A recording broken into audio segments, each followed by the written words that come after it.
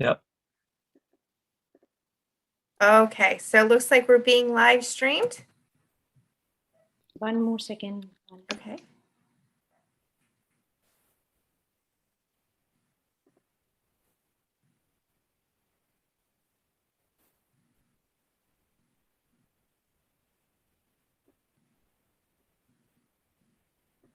Perfect.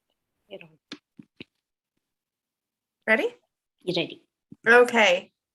Well, hello and welcome to day 2 of the New Jersey Climate Education Summit. My name is Allison Mulch and I am from New Jersey Audubon, and I'm excited to have you here today. Also, my partners in crime this week, we have Radhika Iyengar from Columbia University's Earth Institute, as well as Jasmine Moore. So we're excited to have more speakers lined up again today. So today at 3:30, we are starting with the topic Schools and Climate Action.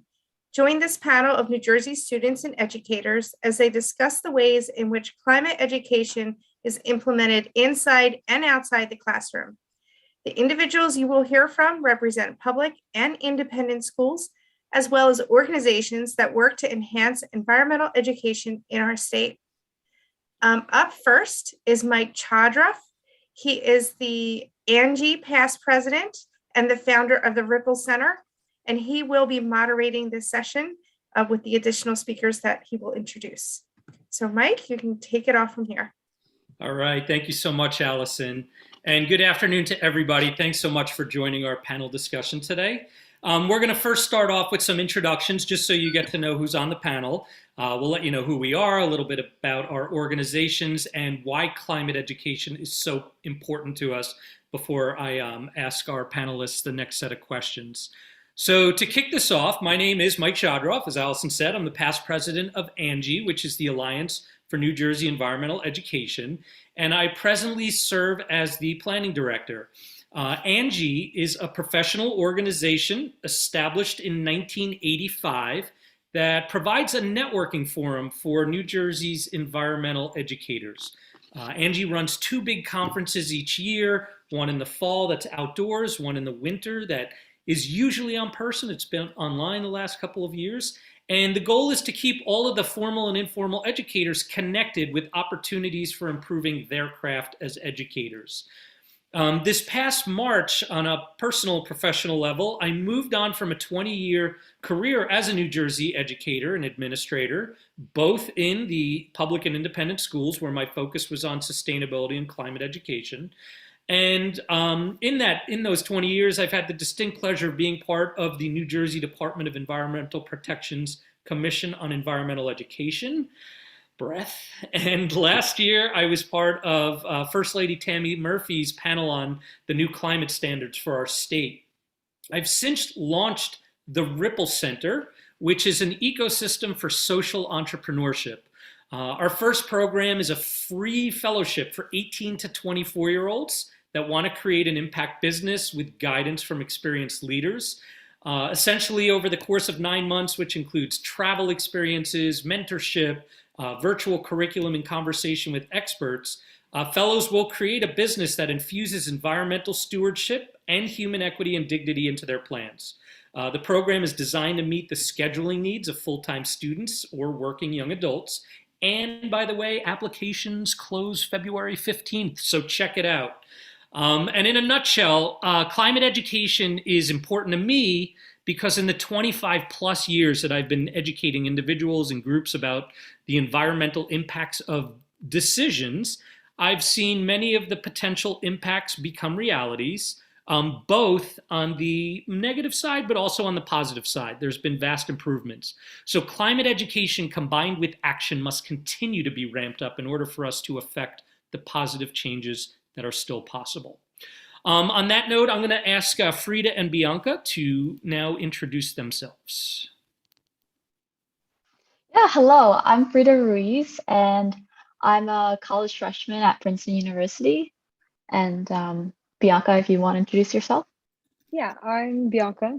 I am currently a first year at Lehigh University.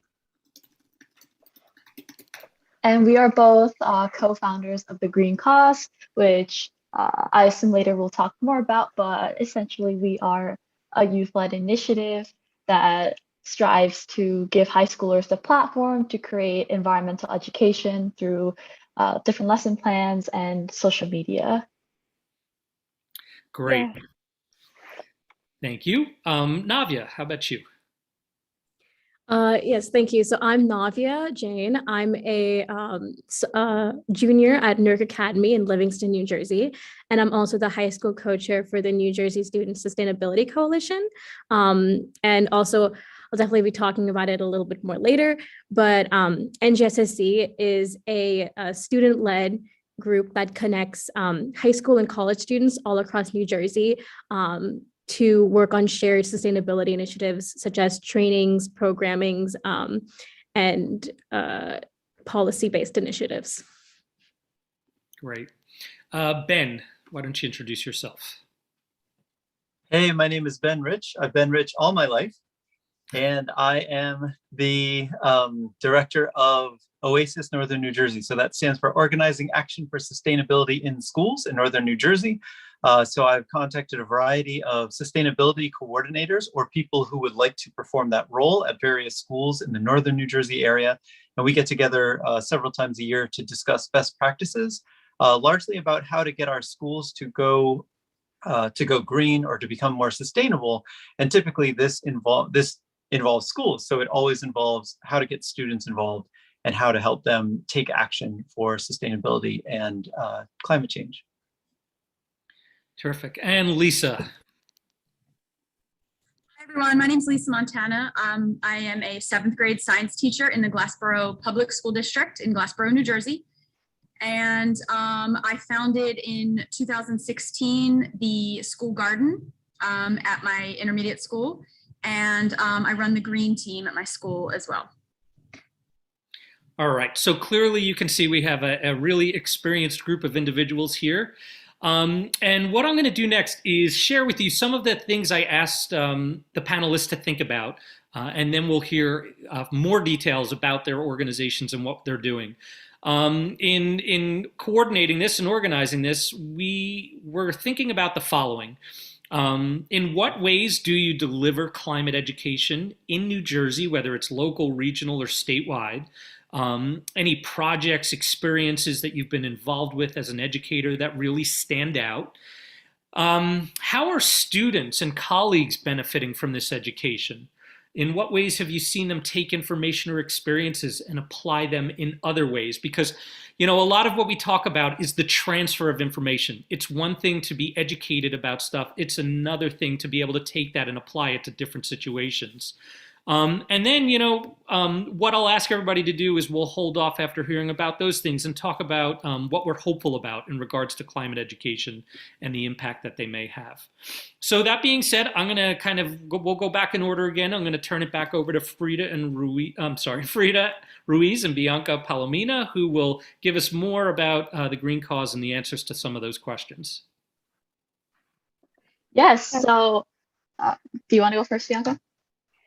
I can do like a brief introduction, then you can come in anytime. Thank you, Mike, for the introduction. And yes, so the Green Cause, our initiative actually started about 2 years ago now, during the peak of the pandemic. And we really just wanted to not just create lesson plans and infographics for communities on environmental education that probably would not have had access to those types of topics, but then create that outlet for high schoolers that knew that something was wrong, that they wanted to take action, but didn't know how. And through that, we've kind of built the Green Cause so that we can really focus on each strength and maybe even some weaknesses of each of our members. That comes through our teams that we've created.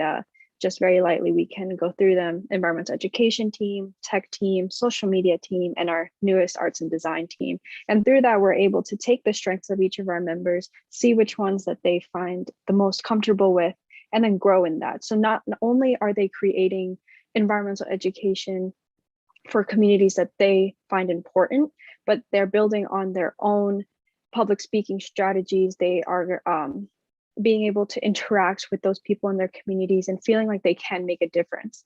And then they create that domino effect. Now that they feel like they can make a difference, the people that they are educating now feel like they can take action, and their actions do matter. Frida, do you want to add?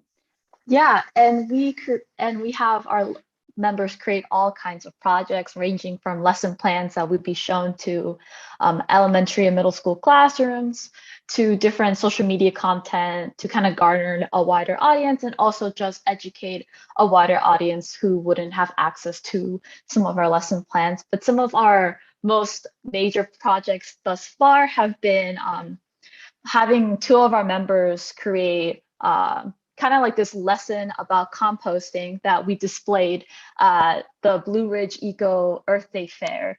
So we got on and we partook in their fair. They're all the way in like West Virginia, but this was of course all virtually.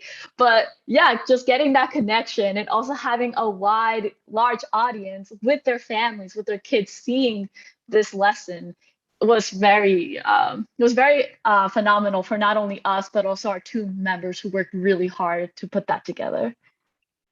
Yeah, and regarding the impact specifically to the students that we've been reaching out to, our lesson plans and infographics are specifically focused on solutions, practical solutions that they can take away and do in their daily lives. And with that comes the acknowledgement of target audience. What we tell practical tasks to elementary schoolers is different than middle schoolers. So we train our members to be able to do that correctly. And a simple example would be one of our best presentations on palm oil. We had towards the end, the viewers or the students would have a moment to find anything in their home that had palm oil in it. And you know, that could be soap, as you know, cookies, whatever it might be. And then they presented alternatives, things that don't have palm oil in it, after explaining why palm oil isn't good for the environment. And that's something that, you know, any student is able to do at home, you know, even virtually. Just being able to engage them and know that this isn't not an issue that's a million miles away, but it's also happening right now, and you can take action right now. And so, Frida, do you want to close off?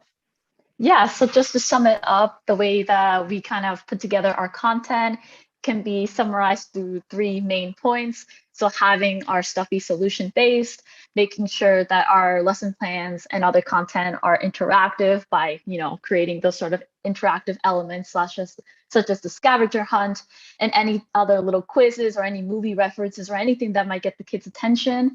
And then three, like Bianca mentioned, trying to humanize the impacts that a lot of these environmental issues cause, mentioning environmental justice, injustices, talking about the communities around us and which are being impacted by these issues. So all those three things together, we hope to garner some sort of impact and also raise sustainable leaders to go up and also create their own projects.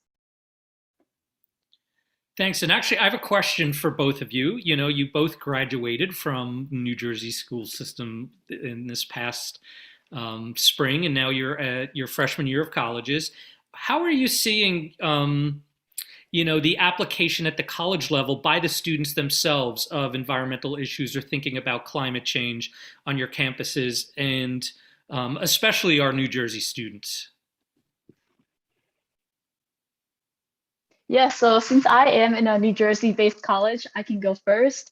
I am very happy to say that a lot of my colleagues and peers are not only very well aware of climate change and a lot of other environmental issues, but a lot of us are kind of like go-getters. We have that attitude of if we see a problem, like we want to do something about it. So there are a wide range of environmental groups.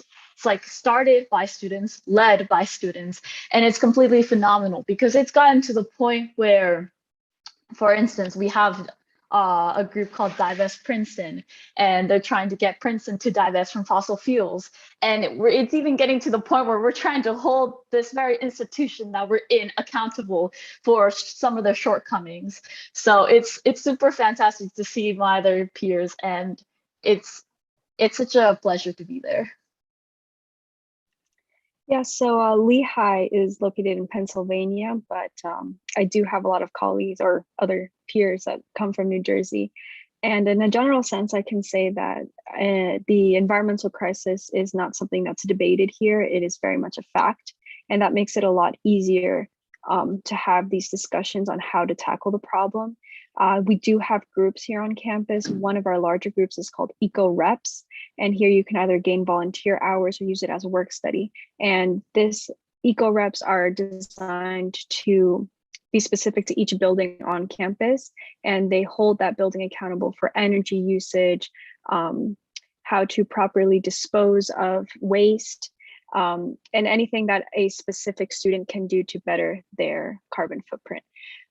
So that's just one of the groups that we have here on campus. And if I could just talk a little bit about the major, I think that the EES program here is amazing. I think that professors not only know what they're talking about, but they are passionate about what they're talking about. And that only makes the students want to learn more.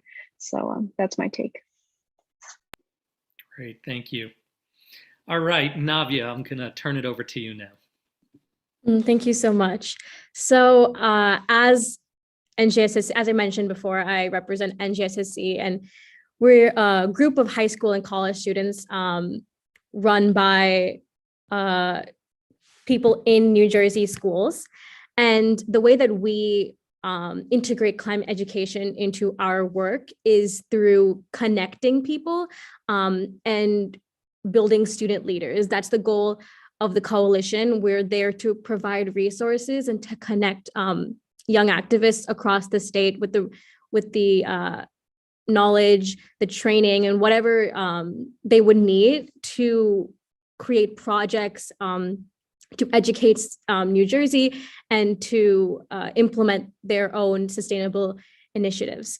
So, for example, some of the biggest things that we do for climate education is campaigns. Our campaigns are all student-led, and they're proposed by the students. So one of our most successful campaigns is the Green Amendment campaign run by Svan Mura and Margaret Burai. And what they have done is just incredible. They've taken the Green Amendment, which is a piece of policy, and they've created a campaign that reaches a multitude of schools across the state, but that also it educates about policy, about eco-justice, and about all these different sustainability issues. And what's even more incredible is that all of our campaigns are student-led.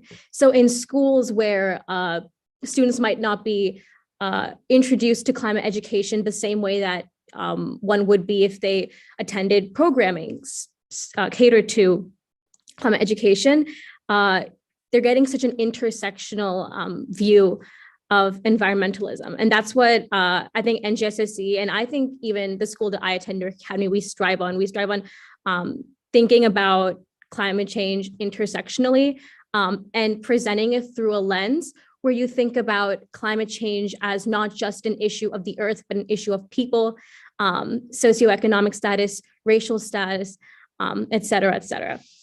So I would say that the biggest thing that I've seen and the biggest thing that we try to achieve in the coalition is to get students to take the education that they learn from and to implement it in their own projects. Our entire group is student-led. So when someone graduates high school and goes to college outside of the state, or they graduate college that like Princeton or Rutgers or Rowan, they're no longer part of the coalition. They are part of our alumni network. But the reason that we've been able to sustain ourselves for so long is because we're all about building student leaders and sharing knowledge. So our plastics campaign, which was started a couple of years ago by Purva Bhumiredi, has continued to be at full efficacy just because of the fact that we have like taken climate education and we've created this host of resources by collaborating with different groups across the state, like Bye Bye Plastic Bags New Jersey. And we've created a new group of student leaders that takes up the role of leading, takes up the role of educating once someone graduates and once someone leaves. So I would say that for us, when we emphasize climate education, we emphasize sharing resources. It creates a healthy organizational structure, and it creates activists that are willing to engage and collaborate and start their own new projects as they grow. Yeah. Actually, Navia, could you expand a little bit? I was just thinking about that, and it was funny. I was thinking about that today on a drive about the work that we do and how collaboration is so essential versus, often in the business world, you hear more about competition. What are some of the things that, individuals in the organization have gained from collaborating on this topic? 100%. So as I mentioned, we're all about intersectionality and understanding how climate change affects a multitude of different sustainability issues and social justice issues. So the way that NJSSC is structured is we also, like the Green Cause, have multiple different teams. Some are skill-based teams, some are the campaigns that I mentioned. So one of the initiatives that we've recently taken up is social media education. So our social media coordinator is collaborating with all of the different leaders in our different teams who are tackling different issues. We've got a group tackling water. We've got a group tackling plastics, the Clean Energy Equity Act, policy-based initiatives. And so what each one tries to do is they try to create a collaborative educational graphic set that can be posted. And what collaboration comes into is key here, because every topic that we choose touches every single team, and every single team has something to provide to it. And that's what makes the education that we're putting out so nuanced and effective when someone actually wants to take it and create projects and change based on the information they've read. So that's one thing. And then as a coalition itself, we are a place for different groups to send representatives and get involved just within our Slack network. We're all about, if you have an event, share it in our Slack network, collaborate with us. Our partner list is extensive, and almost every event we host is aligned with our partners. So every strong project we put out, every program we've run has been with the support of partners and has been through the sharing of resources. Like, I feel like I've mentioned like 9 times. So yeah, collaboration is like the lifeblood of the coalition. That's great. Thank you. All right, Ben, we're going to move over to you and tell me when you would like me to start sharing. Thanks. Yeah, if you can just start sharing the presentation. You can probably start on the second slide. And I will. So, nice. Yeah, so I lead Oasis in northern New Jersey. There is an Oasis group in central New Jersey based out of Princeton.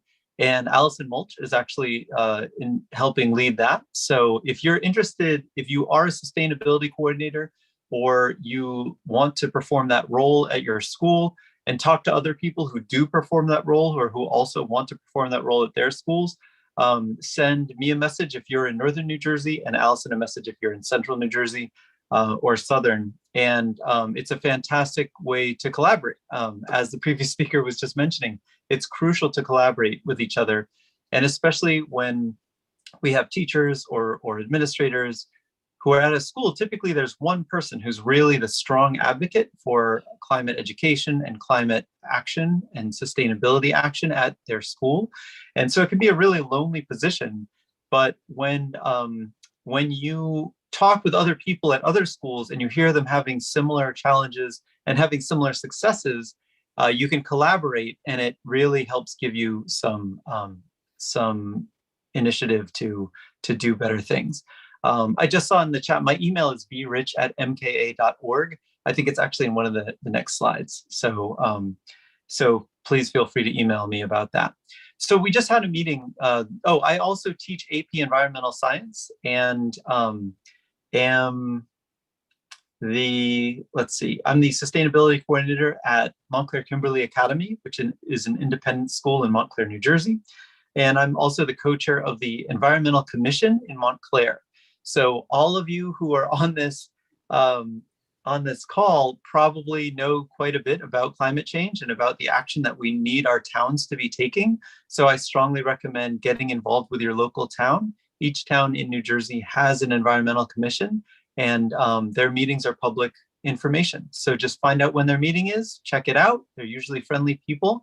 And that's one really easy way you can get involved locally and take some action if you want to expand beyond your school.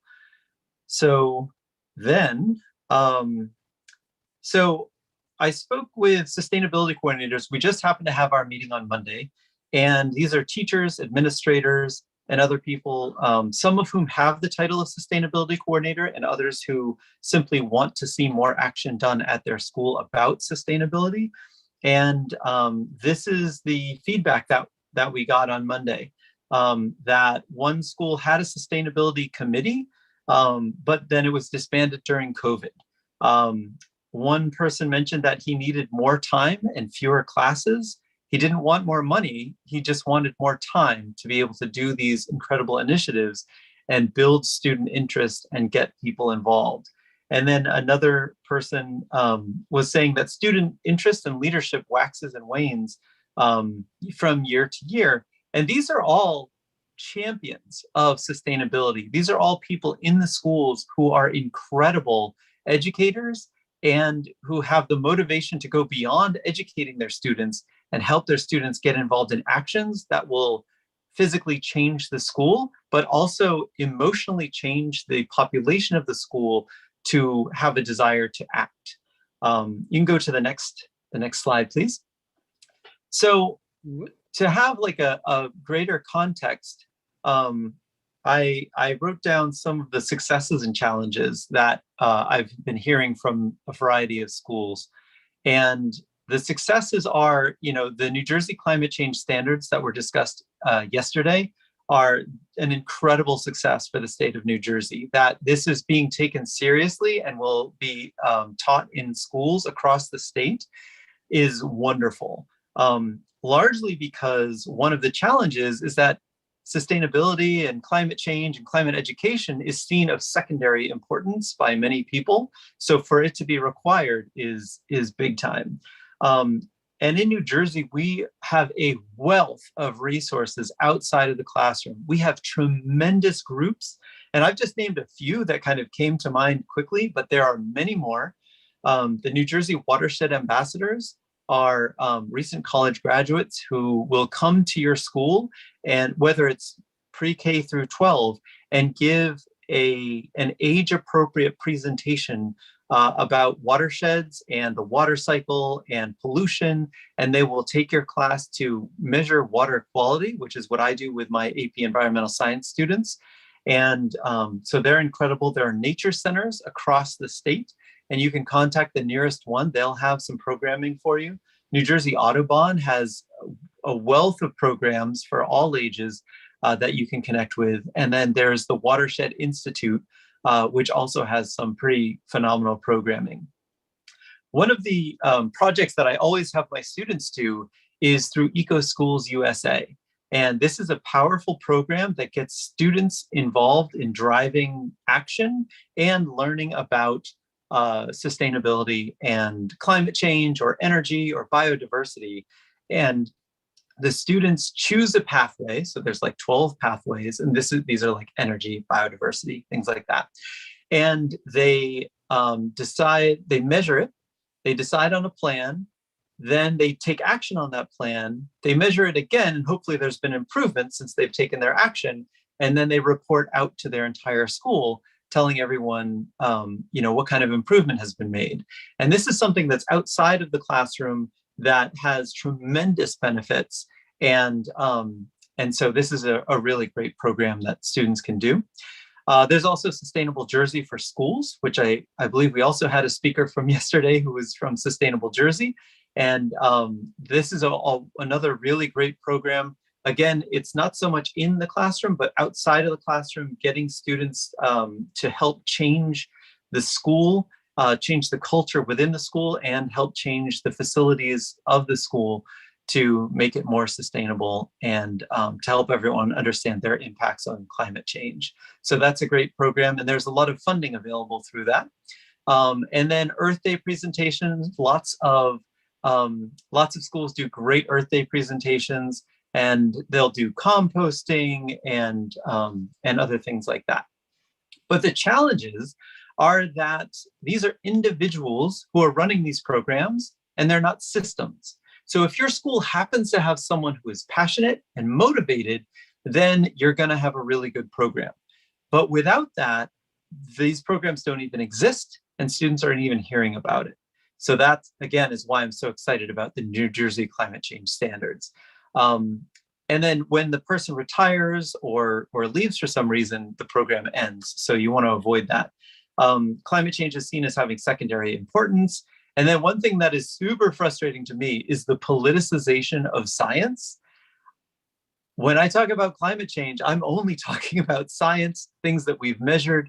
And so a lot of teachers are afraid to bring this into their non-science classrooms because they know, or they don't know, but they're concerned that a student will bring some political aspect to their class and they won't know how to answer that accurately. So there's actually a lot of teachers who want to bring it into their classes, but they're concerned about how it might look, or if they might get in trouble, because if someone politicizes it in their class, then how do they respond? And not everyone has the background that that science teachers have, or that kind of thing. And then there's a lack of understanding how to incorporate these topics into a non-science curriculum. Next slide, please. So to help with this, we've got these wonderful programs and groups. Again, we've got Oasis in northern New Jersey and in central New Jersey, where we talk to people and come up with best practices. Sustainable Jersey for Schools has a great template for getting your school to go green. Eco Schools USA is a wonderful way to get students to be involved in learning about these and also taking action. And so there's my contact information. We have several meetings a year. The next one's in May. And that's just kind of a very, like, the briefest nutshell of what I'm hearing from my peers, other teachers at different schools, and what the challenges are, but also what the successes are.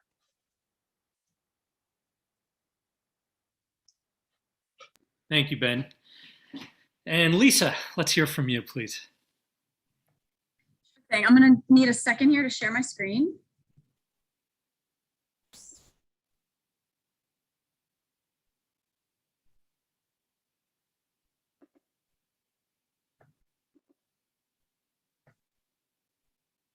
Okay, so again, my name's Lisa Montana, and I am a 7th grade science teacher in Glassboro. So I teach middle school science, and as you can probably imagine, one of my biggest challenges is actually getting kids to care about climate change and climate education.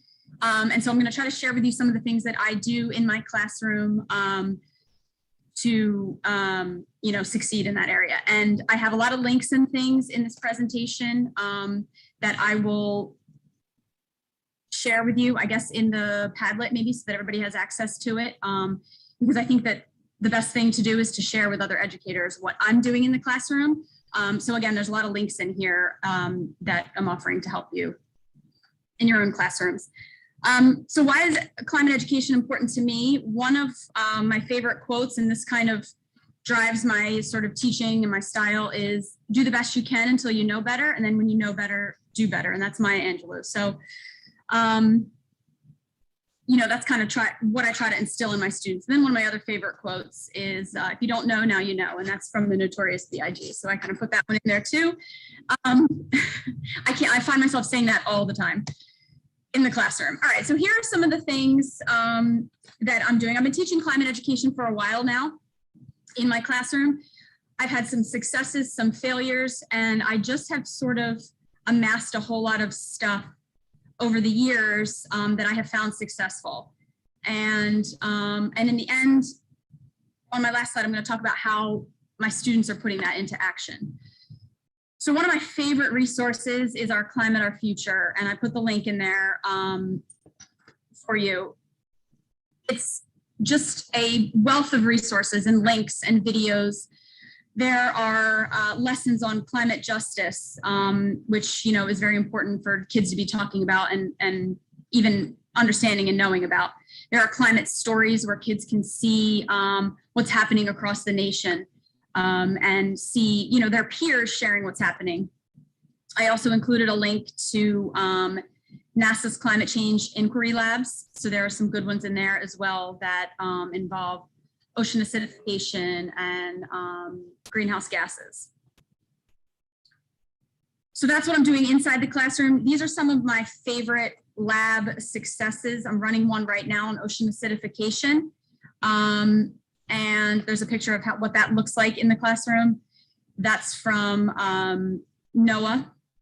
They've got shells in jars and they're measuring the mass over the month to see if that changes.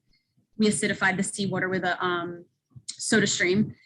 And you'll see a picture there in the corner, land ice versus sea ice. That actually came from our Climate, Our Future. There are some labs in there that I've used as well, where they measure the effects of land ice on sea level rise versus sea ice and how that affects sea level rise. And then lastly, on this page is a picture of some of my students measuring, does carbon dioxide really trap heat? And that's a really great lab. So these are some of my heavy hitters that I use in the classroom that I have found to be successful. So if you're looking for stuff to do, these things I know work. Sometimes you don't always get the results that you want from things, and that's just science, but I know these are really great. So that's in the classroom. What are my students doing outside the classroom? So I've got some things here to share with you. As far as taking what they've learned in the classroom and applying it outside, the Bullock Garden Project is a really great resource that you can check out and use if you don't know about it already. I started a school garden at my school, and that's just a great way to get kids outside doing things, growing their own food, and just learning. In my particular community, kids don't really understand where food comes from, and they don't have access to fresh, fruit and vegetables. So they think it's amazing. So the garden is a great resource. And Sonia Harris is a personal friend of mine. She runs the Bullock Garden Project. She retired from teaching here with me in Glassboro, and now she runs this full time. And she has an initiative where she's trying to get gardens in schools. So if you're interested in starting a garden in your school, please go to the site, check her out, get in touch with her, and she will come and build a garden in your school. She's great. We do community cleanups in my school, and I usually have my green team run those. That's a great way to get kids out. And I'm in Gloucester County, and I know that Gloucester County gives grants to people that take their kids out to clean up the community. So we've been doing that for a couple of years now. And right now, one thing you can do, so the green team at my school I run, and I have 5 or 6 kids who are committed. We just now started the New Jersey Student Climate Challenge. We registered for that, and I included the link there. We're going to be building pollinator gardens and bug hotels as part of our project for that, and submitting video documentation of our progress, our ongoing progress throughout the spring. So those are some things that I'm doing in my classroom. And as far as how do you get kids really to take so the labs and everything is great. That's the content they need to know. They need to know about ocean acidification and absorbing of CO2 and, burning fossil fuels, and that stuff's great, but how do they put that into action? How do you really take that and get students to enact change? And one way I was successful in doing that is, and of course this takes class time if you're a teacher, but I started environmental issues projects in my classroom, and it gives kids, we've just finished our lesson on changing climate. And so what we're going to be doing for the second half of the year in some of our classes is they will be inventing, building, designing, creating, and they put together what they've learned and they put it into action. So they will be completing projects. And these are some pictures of things that they've done in the classroom. And actually, the year I started this project, unfortunately, we've never been able to follow through and actually create the projects because of COVID. So the year I started this was 2019. So the kids, you can see them building their projects, but then the school shut down. So we didn't get to actually put this fully into action. So they're building bug hotels in the middle there. They made a basketball hoop for a recycling can to encourage recycling. And on the right is they're doing murals. So these are just some of the things that I'm doing in my classroom that I have found successful. And hopefully you can use some of this stuff as well.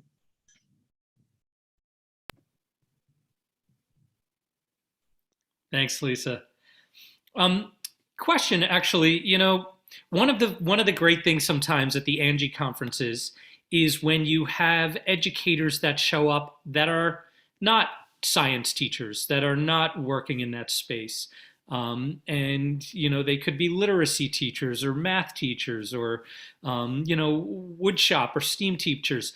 You know, my question, Ben and Lisa, for you, the New Jersey climate standards that are going to be mandatory, as Ben was talking about, are going to be cross-curricular in every sense of the term.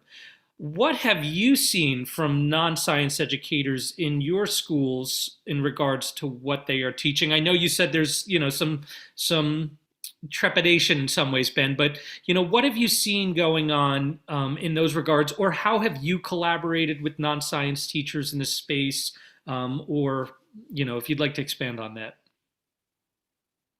Sure. So at my school, I've got a French teacher who does a unit on pollution. So it's all in French, but, you know, he'll focus on, you know, French countries and that kind of thing. Art teachers are wonderful. They do all sorts of really cool projects. So they'll do like found object projects where either they go out into the woods and they just find natural objects, or they'll take trash and upcycle it, right? And turn it into something beautiful. And so they have some really cool projects where they do that. We have some history teachers where the climate has played a role in historical events, and they happen to be passionate and knowledgeable about climate change and pollution. And so they're able to weave that into the story of what they're already teaching. But especially anyone teaching recent history, there are already some conflicts that have happened as a result of lack of water, or, you know, water in one area drying up due to climate change and that kind of thing. So so I think that might be easier with more contemporary topics there. And then English teachers can choose books that have some sort of you know, climate involved in it. It doesn't have to be about, like, you don't have to read Silent Spring. By the way, everybody, read Silent Spring. It's amazing. But you don't have to read that in order to get it. Like, you can just have a book that has it as part of the topics, caring for the earth, you know, taking care of one another and that kind of thing. So the teachers who do it, it just seems so seamless and obvious how easy it is. And you don't have to be an expert. You just have to take that first step.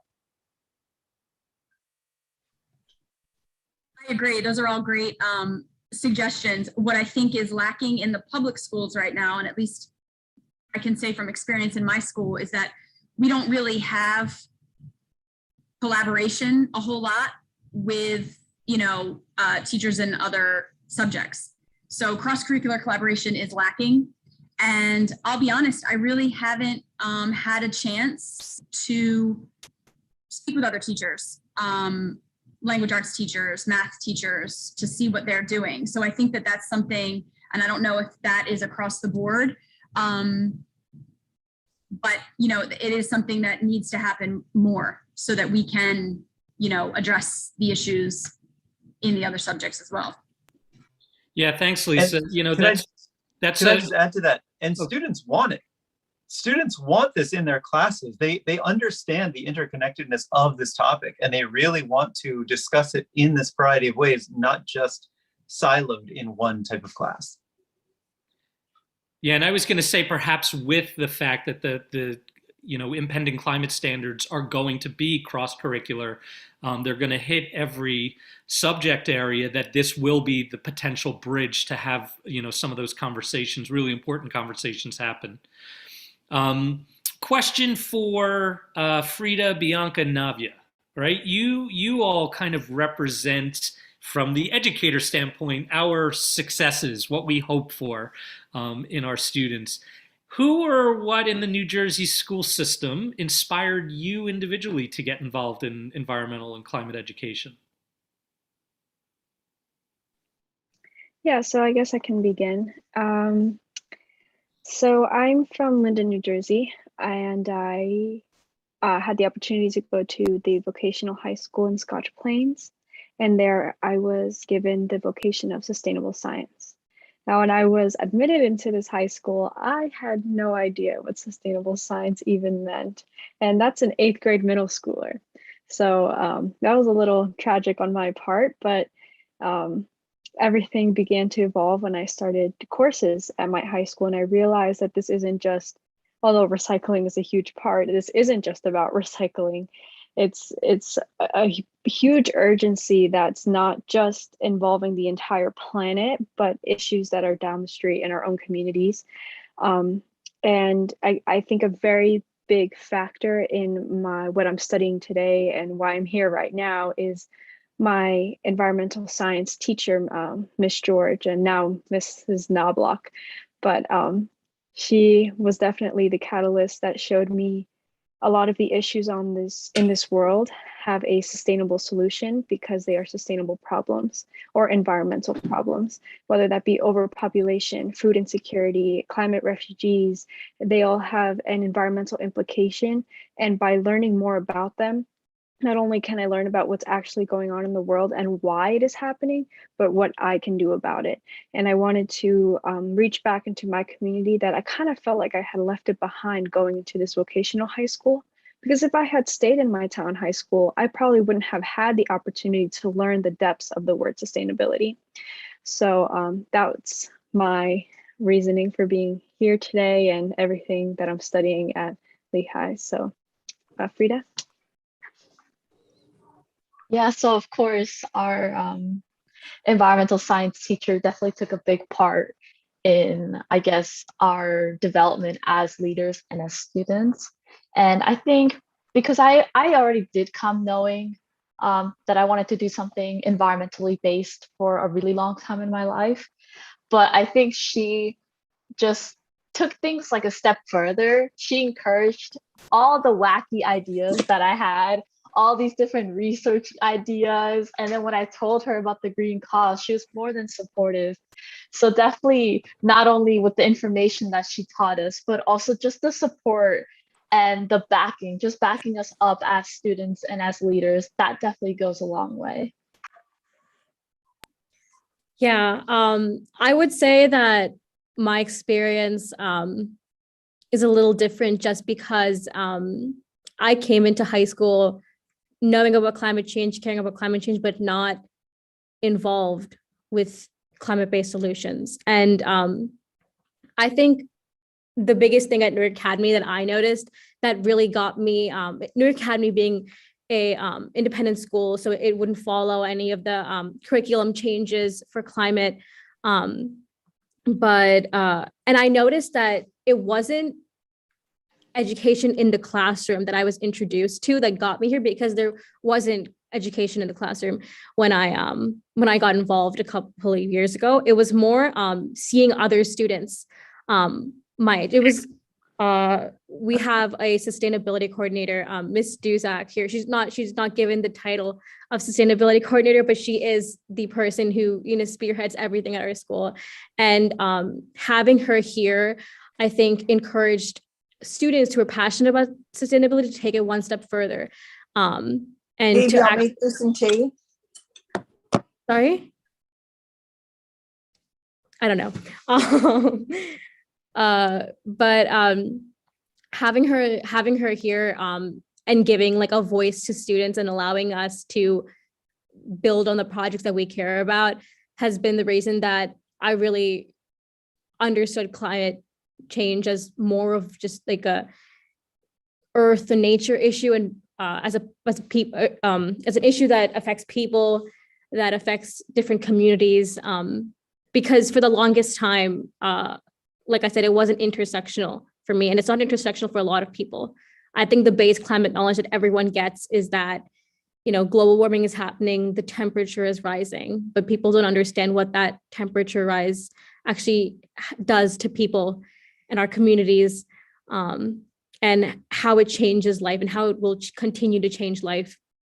So I would say that having someone who supports students and all of our ideas beyond the classroom, especially when we're not getting the foundation in the classroom, that's what kind of motivated me to take climate change beyond, or take sustainability issues beyond, you know, pen and paper to actual action.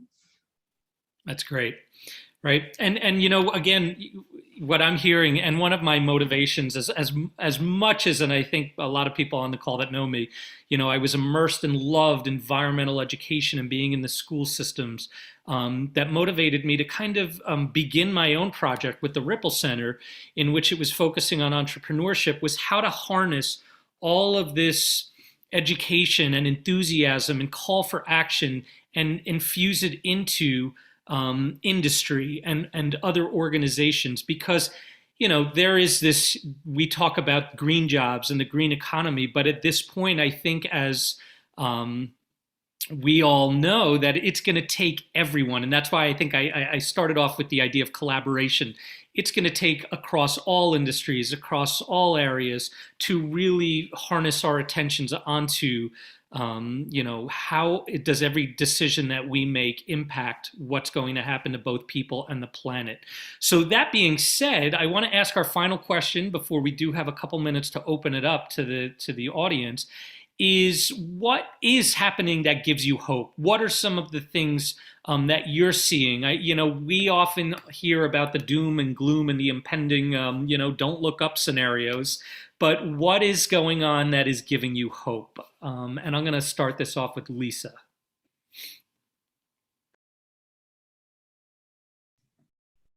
I think that getting students, so in my particular district, I feel like there's not a lot of science education at all before they get to middle school. So I really think that it's almost ground zero for climate education, and just getting kids excited and interested about making change, I think, is what is really, you know, driving this whole process. Projects where they get to design their own, you know, solutions to environmental issues, I think is huge. And really, for me as a teacher, it's exciting to see them, you know, take what they've learned and come to you and say, like, oh, I saw this happen, Mrs. Montana, out in the community, or we got bags that we got reusable bags at home. So really, like, I think what they're doing in the classroom, they're taking out into their community, and it may just be little tiny steps, but I think that gives me hope for, you know, the future. Freedom, Bianca, how about you? What are you seeing through the green cause, or just in your new spaces? You know, what is giving you some hope? For me, it's definitely, well, within the green cause, it's definitely our members. I feel that we've had an influx of members recently, and it's just showing that we're able to provide that platform for those high schoolers that want to make a difference and want to take action, and not just learn about topics that they're passionate about, but then extend that new knowledge to their own communities. And it's that urgency that they have and that understanding of what's going on that makes me feel like I'm not alone. And also just my newest classmates and my newest professors, they also just give me a lot of hope for the future. Yeah, and just to add on to that, I think the initiative that some of our members have to take stuff even further, the ideas that they provide for us. You know, we had this one member who, she's actually the reason why the arts and designs team came to be. She gave us like a PowerPoint presentation, kind of just like advocating for this team to become part of the Green Cause permanently. And now she's the head of it. So just seeing people just really take things one step further, kind of exceed our expectations is amazing. Navia, how about you through the work you're doing with New Jersey Student Sustainability Coalition? Yeah, I was actually just about to say what Frida was going to say. Every time someone comes to the coalition and is like, I want to start a new team, or I have a new idea for an event we should host, I was talking to, anytime someone does that, it's just incredible, because it's like, we talk a lot about climate burnout and activist burnout, especially when you're younger students. And I've gone through that personally. So I just know, like, when someone comes to me with a new idea, and when there's something, when they don't want to like accept defeat, and they're like, no, we're going to try this one this time, we're going to try to get more people involved, I think that kind of like pulls me out of like the slump I'm in, and it gives me hope. Ben?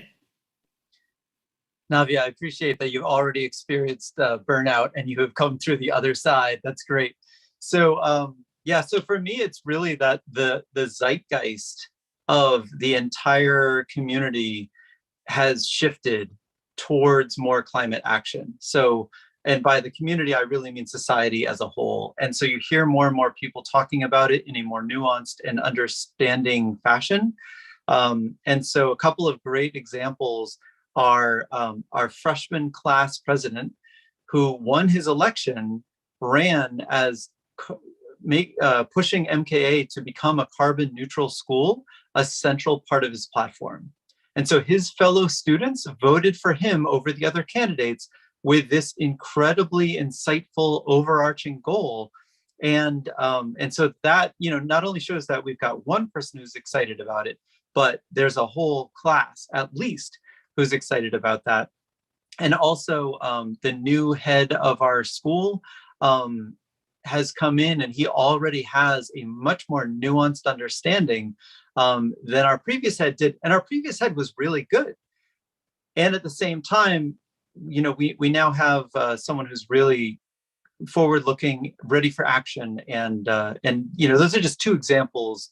You know, it just seems that the conversation is starting in a much farther place, right? More people understand about electric cars. And so that gives me a lot of hope, because things that previously I thought were impossible to ask about, like talking about carbon neutrality, wasn't even a thing for most people several years ago, in high school anyway. And now I'm hearing more and more high schools talking about it. Well, I think what gives me hope is that, you know, the individuals on this panel are a small representation of the incredible educators and students that we have in this state. And, you know, it's no surprise that New Jersey is leading the way in many regards in the education realm with climate education. So thank you all. Allison, I'm going to kind of turn it back to you. I don't know if there were any questions or how you want to wrap this up. Well, we can open it up. We have about 2 more minutes till the next panel gets started. Do we have any questions from participants? If you want to raise your hand using the feature in Zoom, or if you want to put any in the text box, we have been keeping track of your links. Dave Finnegan, I see your hands up if you would like to ask your question. Yeah, I wanted to talk about parents, because I am one, have been my last 40 years. And we started a program for parents and kids together called Green Actioneers, and the Green Actioneers Family Action Guide, which is like drawdown for families. And it's going to be available starting on Earth Day this year. We're going to launch in a number of schools. We'd love to launch in a school in New Jersey.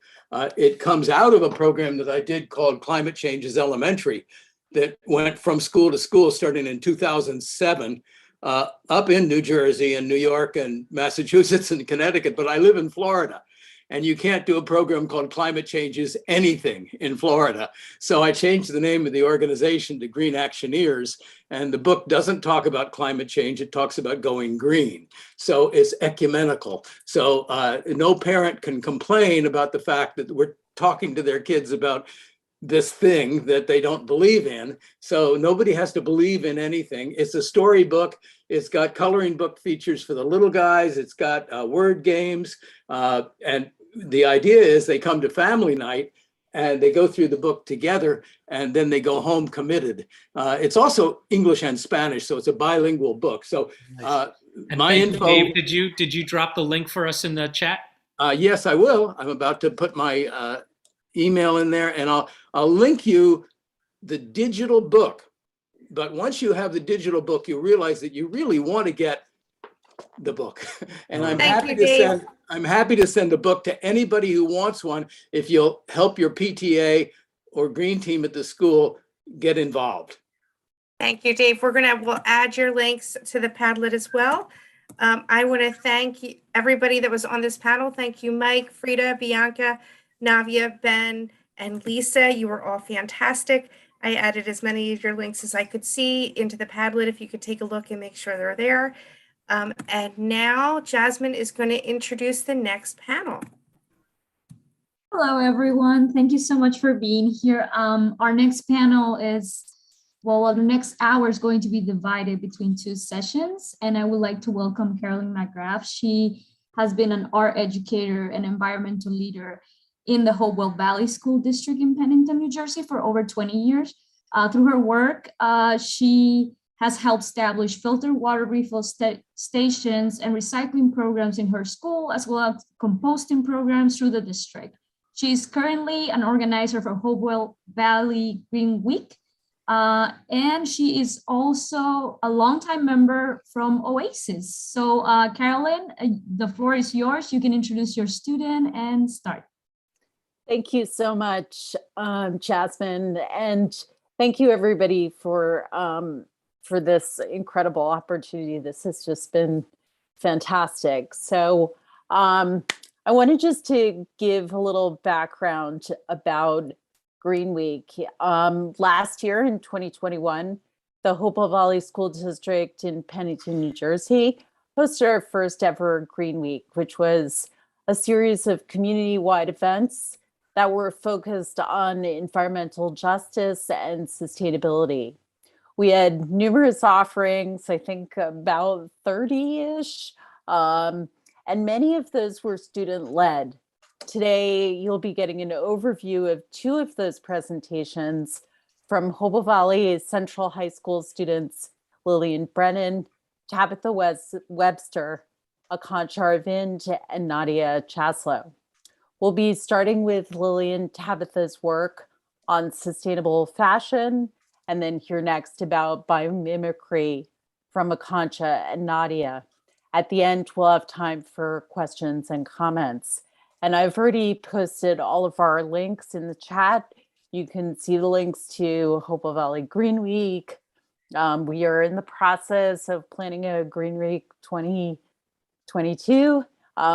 You can see links to Lily and Tabitha's presentation, as well as their website, Biomimicry, Nadia and Akanksha's presentation, as well as their shared resources. So all of those are in the Padlet already.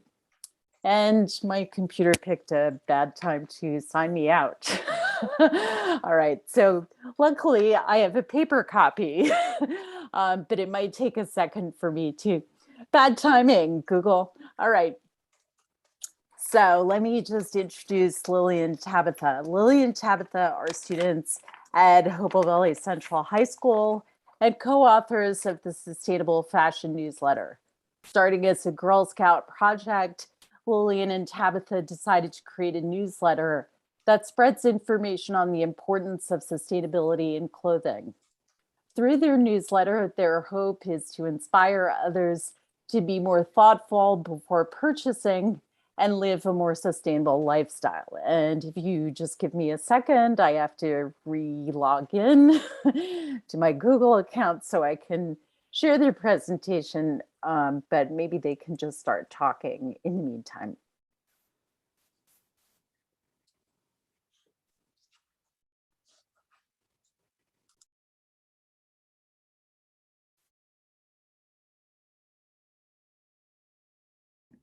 Hello, everyone.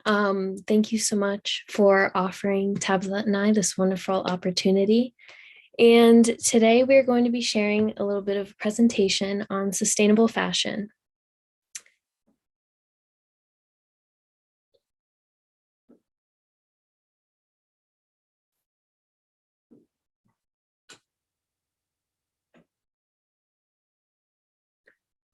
All right, so as Ms. Mcgrath mentioned, we started this as a Girl Scout project, which was actually our 2020 Take Action project. And after completing that, we decided to create a monthly newsletter that we have now been doing for over a year now to extend our research and share with others. And in the past year, we have expanded to a website along with an Instagram page, which is just recent as of September. So a few things we're going to be going over today are sustainable fashion, fast fashion, how you can help. We're going to talk a little bit about our newsletter and website and how you can learn more about sustainability. So first we'll be going over what sustainable fashion is. So basically, sustainable fashion refers to clothes that were made in an eco-friendly way. Could you speak a little louder, please? Sustainable fashion refers to clothes that were made in an eco-friendly way and were mindful to the impacts on the environment.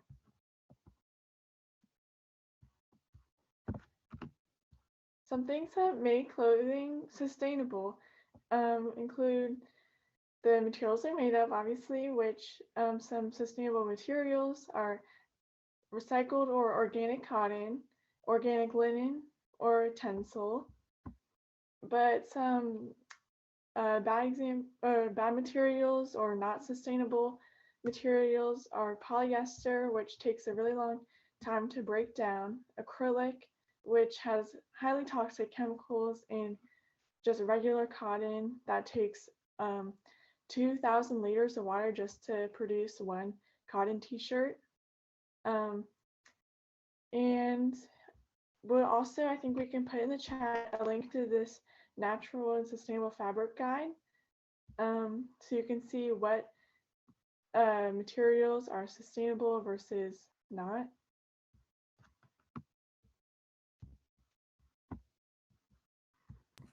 So a really important term to know when learning about sustainable fashion is fast fashion. And this is basically a term that is used to describe cheap, mass-produced clothing that is really bad quality and is generally made for specific trends and not really made to last for a long time. And that's why it's called fast fashion.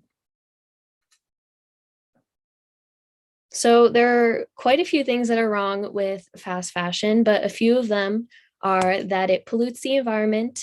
Brands are constantly making new clothes to fit in with sometimes monthly trends, every other month, it really depends. And people aren't able to get the full use out of their clothing. So it involves lots of wasting, which is very bad. Here we have a few brands that are involved in the fast fashion community, and you may have heard of them before. We have Zaful, Fashion Nova, Shein, Romwe, and Forever 21. These brands have a pretty bad history with fast fashion and not paying their workers a living wage. So it is really best to avoid shopping from these brands. So a lot of people don't know the difference between sustainable fast fashion and fast fashion. And there are like a few main differences between them, those being sustainable fashion is made of more unique pieces, whereas fast fashion is made to fit in with trends and the clothing is mass produced. And sustainable fashion is made with more thoughtful materials, as Tabitha mentioned earlier, and fast fashion is made with materials that are generally not good for the environment. So there are a few things that you can do to help prevent this from happening, and that is being more mindful of what or how much you buy. There's actually a few statistics that state that you only wear about 20% of the clothes that you own, which is a really small amount, and it causes lots of wasting, which is very bad. Another thing you can do is buying from local and smaller brands, especially during COVID. They may not be getting as much of business as they would be hoping.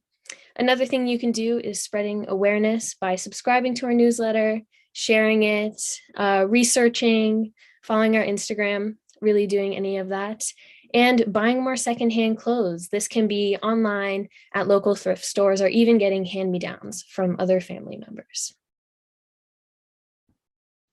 So more about thrifting. It's a really popular way, like Lily just said, of getting secondhand clothes for a more affordable price. It's become really popular over the past few years, and that's mainly because it's pretty cheap. You can find really unique clothing pieces, and it is better for the environment than buying new clothes. But one thing that you do want to think about when thrifting is not over consuming, because it's very easy to do when everything has very low prices, and yeah, it's a big problem. So like I just said, overconsumption is a really large problem, and it's something that not a lot of people put much thought into. So a good way to think about it is you should only really buy something if you think you're going to wear it over 20 times. And you can also clean out your closet every once in a while and think about how often you wear certain clothes. You can donate your old clothes or give them to other people. You can just buy less in general, which is probably something that one of the best options. And you can also avoid fast fashion when shopping.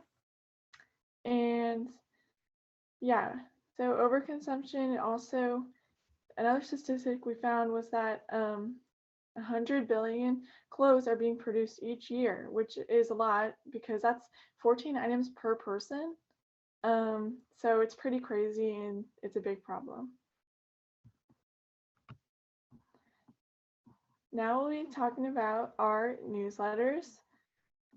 So our newsletter is something that Lily and I created in October 2020. And each month we focus on a different topic. An example of this is in September 2021, we talked about capsule wardrobes, which is basically a small selection of clothes you can create many different outfits with. So each month we send out a different topic. This is a little sneak peek of our February newsletter that we're focusing on activewear brands that are sustainable. And I think in the chat we can put if you'd like to subscribe to our newsletter. And yeah, we're really proud of it, and we hope that you can join. So I've posted a link to the website and the newsletter in the Padlet. So it's not in the chat, but if you go to the Padlet, Allison, if you could put a link to the Padlet so people can find it there, that would be great. Thank you, Tabitha and Lillian. That was fantastic. And I just wanted to also add that since it's interesting that sustainable fashion was not something that was like on my radar. And I think I really appreciate the work that Tabitha and Lillian have done in just even educating me about clothing and the impact of clothing, which is something that I think does not get as much attention as it deserves. So thank you both. I appreciate that presentation. So we're going to move along to another Green Week presentation, and this one is on a different topic. It's on biomimicry. Nadia and Akanksha were both students who are also students at Hopewell Valley Central High School. They are leaders in the Youth Environmental Society and are also student representatives to the district green team. They will be discussing their experiences participating in the 2020 Biomimicry Youth Design Challenge and running virtual workshops for participants around the world. And so, Akanksha and Nadia, please take it over and I'll share my screen with your slides.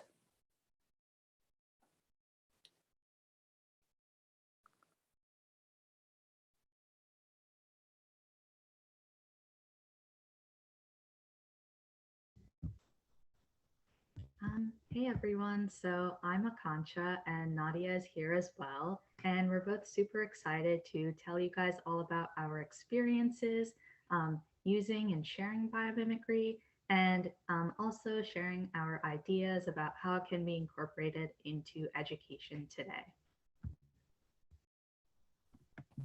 So a couple of questions we'll address are the definition of biomimicry and why it is often sustainable, but not always, how we discovered biomimicry and how it can be used in education.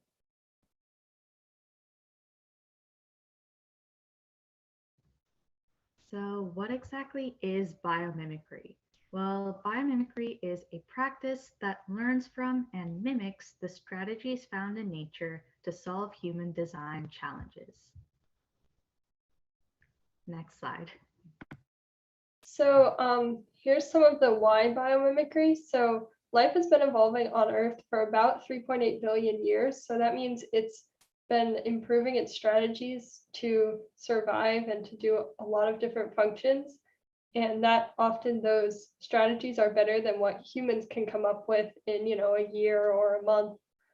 A lot of biomimetic designs are eco-friendly because nature's processes generally don't waste material or require large amounts of rare resources, although that's something we've learned that you can't assume that every biomimetic design will be sustainable because of, for example, if you make it out of plastic, it's still not going to be a sustainable design. And then it's also very widely applicable. So like nature performs a lot of different functions, and also biomimicry is often applied to mostly like products or systems that are physical, but it can also be used for like educational campaigns or thinking about like systems as a whole and communication. So how exactly do we practice biomimicry? Well, that's where the biomimicry design spiral comes in, and it's a set of steps that guides you towards creating a biomimetic solution. So the first step in the spiral is defining your problem and really understanding all of the details and intricacies. After that, you're going to biologize the problem, and that means basically framing the problem in nature's terms. So an example that I'm going to give is following Velcro, and Velcro is a very well-known and pretty commonly used biomimetic design. So the problem that Velcro solves is that it helps attach shoes to your feet. But as many of us know, most organisms don't really require shoes. But we can reframe that problem as saying that Velcro actually helps temporarily attach objects. And there's many examples in nature of strategies that do so. So after you've biologized your problem, then you're going to discover many different strategies in nature that achieve the function that you want your solution to perform. Then you're going to abstract those strategies that you discover, which basically means really understanding how those strategies work. After that, you can emulate those strategies in your design. So for example, Velcro is inspired by burrs, which latch onto objects through little hooks on their surface. So if you were to emulate that, you could include similar hooks on your solution. Then you're going to evaluate how well your solution works, define any new problems, and then repeat the spiral to slowly refine your solution. So one thing that we do want to note is that I did use Velcro as an example, but Velcro isn't a very sustainable solution because it is made of plastic, which isn't good for the environment. So one thing that we really want to stress is that it's really important to design biomimetic solutions that are eco-friendly in all of their aspects, since we are taking inspiration from nature and we want to respect it and all the amazing things that it provides for us. So we just wanted to give a quick overview of our experience with biomimicry and some opportunities that are available to students and to everyone. So Akansha first learned about biomimicry through an online course, and then she introduced it to me, and together with 2 other students, we did the Youth Design Challenge. So that's hosted by the Biomimicry Institute, and it's an opportunity for students to form teams and submit a biomimetic design that they've created to address a problem that climate change is causing in their own community. So we designed the 2 images that are on the screen, which is a biomimetic bike lane barrier. So we modeled it on a few different strategies, such as honeycombs and bamboo, in order to make a barrier that would both encourage biking, so behaviorally, and be sustainable to produce. So we tried to think about all those different aspects. And then after the design challenge, we've hosted a few meetups and workshops, which have been really cool opportunities to meet other people interested in biomimicry from around the world. And then during Green Week, we also hosted a workshop. And then we just wanted to give a shout out to the Story of Plastic, and also Ms. Mcgrath, who organized the showing of the Story of Plastic, because that documentary really inspired us in terms of addressing environmental issues. And we thought it would be nice for everyone to hear that these documentaries and all these smaller things we do really inspire people.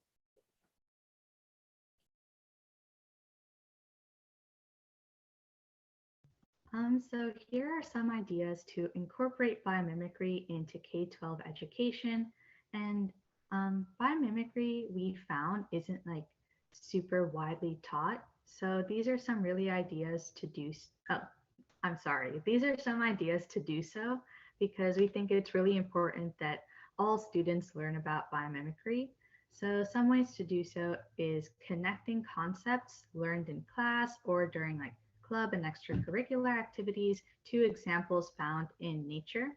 Also, it would be awesome to encourage students to consider nature strategies before approaching class or extracurricular projects, as well as assigning biomimicry focused readings about strategies in nature or well-known biomimetic designs. Also, just sharing daily nature themed fun facts is like a pretty quick way to develop an appreciation of nature in students. Also, guided hikes and exploring nature activities are a really cool way to develop that appreciation as well. And hosting design challenges using the design spiral can really get students thinking about how to create a biomimetic solution. And then we've put a bunch of resources on this slide. They're also linked in the Padlet, but you can also take a screenshot. And the Biomimicry Institute hosts the Youth Design Challenge, and you can also find our entry if you're curious. And then Ask Nature is really like the main place that we go if we're trying to do something with biomimicry, because it's this humongous database of nature strategies, and you can filter them by function and by different categories that really help you narrow down your ideas. And they also have a pretty large collection on education. And then there's also a group on Slack that where adults and also we have a youth group can share ideas about biomimicry. So if you or your students are interested, that's a great way to meet other people who are also interested. So thank you. That was our presentation. Thank you, Nadia and Akansha. So all of the resources and links are in the Padlet that the students have shared. And now we'll open up for any questions, either about Green Week, Hopewell Valley Green Week, or about sustainable fashion, or about biomimicry. So just to open it up to any questions, you can unmute yourself or post it in the chat.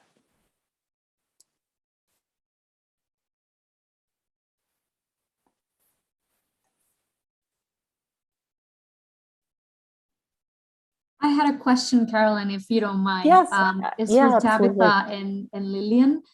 Since you've been doing this newsletter and you've been so involved about being more mindful about your purchases, I'm wondering how has that affected your parents or maybe your siblings? Have you been able to persuade them to also make more mindful choices?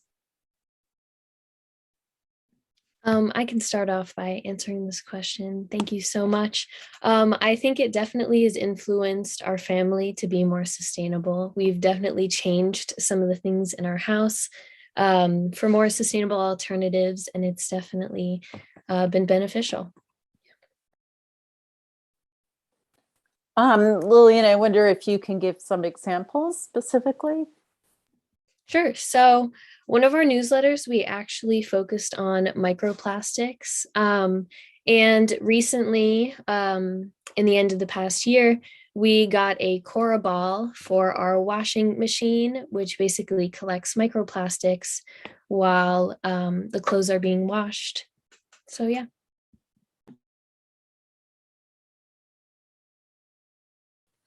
Tabitha, did you want to address that question? Yeah, I agree with Lily. I think it has definitely affected like my family's choices as well. And yeah, it's something also similar to what Lily said. We've switched to different laundry detergent, which is in eco-friendly packaging, and it's in like paper sheets, so it has no plastic. And that's just one of the few things that we've done to help be more sustainable. So Tabitha put a link to signing up for their newsletter in the chat. Other questions?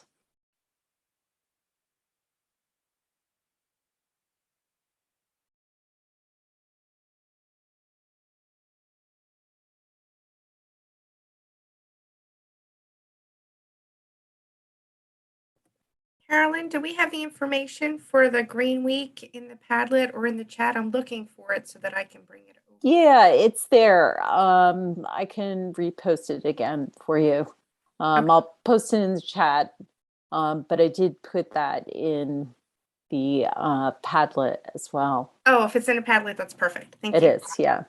But if folks want to have a look at what we did last year for Green Week and some of the offerings that we had, you can check this out. And as I said, we're in the process of organizing our second official Green Week. Our Nadia Concha alluded to the story of plastic. That was sort of like the testing the waters, and then we decided the year after to kind of go in with more programming, that there was definitely an interest in more programming. And we'll be organizing this again this year. That's great. I think Marty has a question. Marty, you want to go ahead and ask your question? Yeah, I wondered if Lillian or Tabitha had come across the movie called The True Cost. I did put some information about it in the chat. It's actually being shown this evening for free through a Zoom link by a group that I'm familiar with called Sustainability Now. And they do a different program every Thursday night. And it just so happens this is all about clothing and some of the same kinds of issues that they incorporated in their presentation. I was very pleased to be able to be on the call today and to see the great work that these young ladies are doing. I wonder where the young guys are, because the other day there was another program, primarily young ladies doing it, and I'm very impressed. I appreciate the inspiration that their teachers are providing, and it's great to hear that it's not only impacting them personally, but their families and probably their friends as well. So thank you, young women, for the work you've been doing. Thank you, Marty. One thing I forgot to mention about Lillian and Tabitha is that they started their project as middle school students. They're currently high school students, but they were doing this as middle school students and participated in Green Week as middle school students. And they've also made presentations to our green team, and this is pretty awesome work with all of our student presenters. I think we're out of time, but I don't know if we. But I wanted to thank you and your great students. It's been truly inspirational. For our next session, I want to introduce Betsy Freeman from Reddington School. She's a student eco-ambassador advisor. She's a teacher, give and development and enrichment student action research coach, district coordinator of the Green Initiative and Sustainability.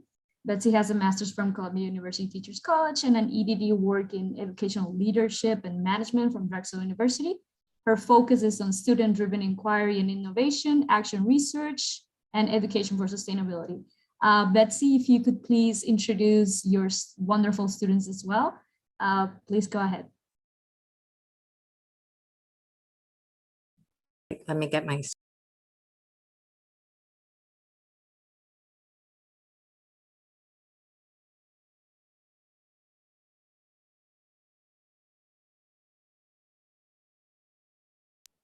Sorry about that, everybody. The first thing that I want to say, Marty, when I introduced the team, is that we were worried we were coming in really boy heavy. So I'm glad that we're getting the balance there. Yes, I'm Betsy Freeman. I'm just going to do a quick tip over to the kids. The first row that we have on our slides are all Reddington Middle School students, Callum, Noah, Marcos, and Philip, and they're all leaders of our Eco Ambassador team here at RMS. On the bottom row, we have 3 other schools that we're partnering with, and we have Sophia Berman, who's one of our Eco Ambassador Youth Advisors. She goes to school outside of Philadelphia. Chris Sorrell, who attends school in New Hampshire and is also one of our youth advisors. And Ashley Junn, who is a community eco ambassador and one of our neighbors at Milburn Middle School. The 3 students below were all GIS storytellers this summer, and they'll share their story in a few minutes. So Callum, I'll just throw it over to you. Thank you. So we're just gonna hop right into the presentation on one of the largest problems we face today, which is food waste, and it's one of those hidden problems that not a lot of people know about. So 1/3 of all food produced in the world goes to waste. That's equal to about 1.3 billion tons of fruits, vegetables, meat, dairy, seafood, and grain that are either never leave the farm, get lost or spoiled during distribution, or are thrown away in hotels, grocery stores, restaurants, schools, or home kitchens. Globally, if food waste was a country, it would be the 3rd largest greenhouse gas emission, behind China and the US, ahead of some large countries like India and Russia.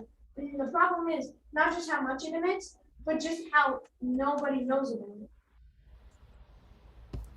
And because of how our school year started, we realized that we had to do something on our end to curb climate change.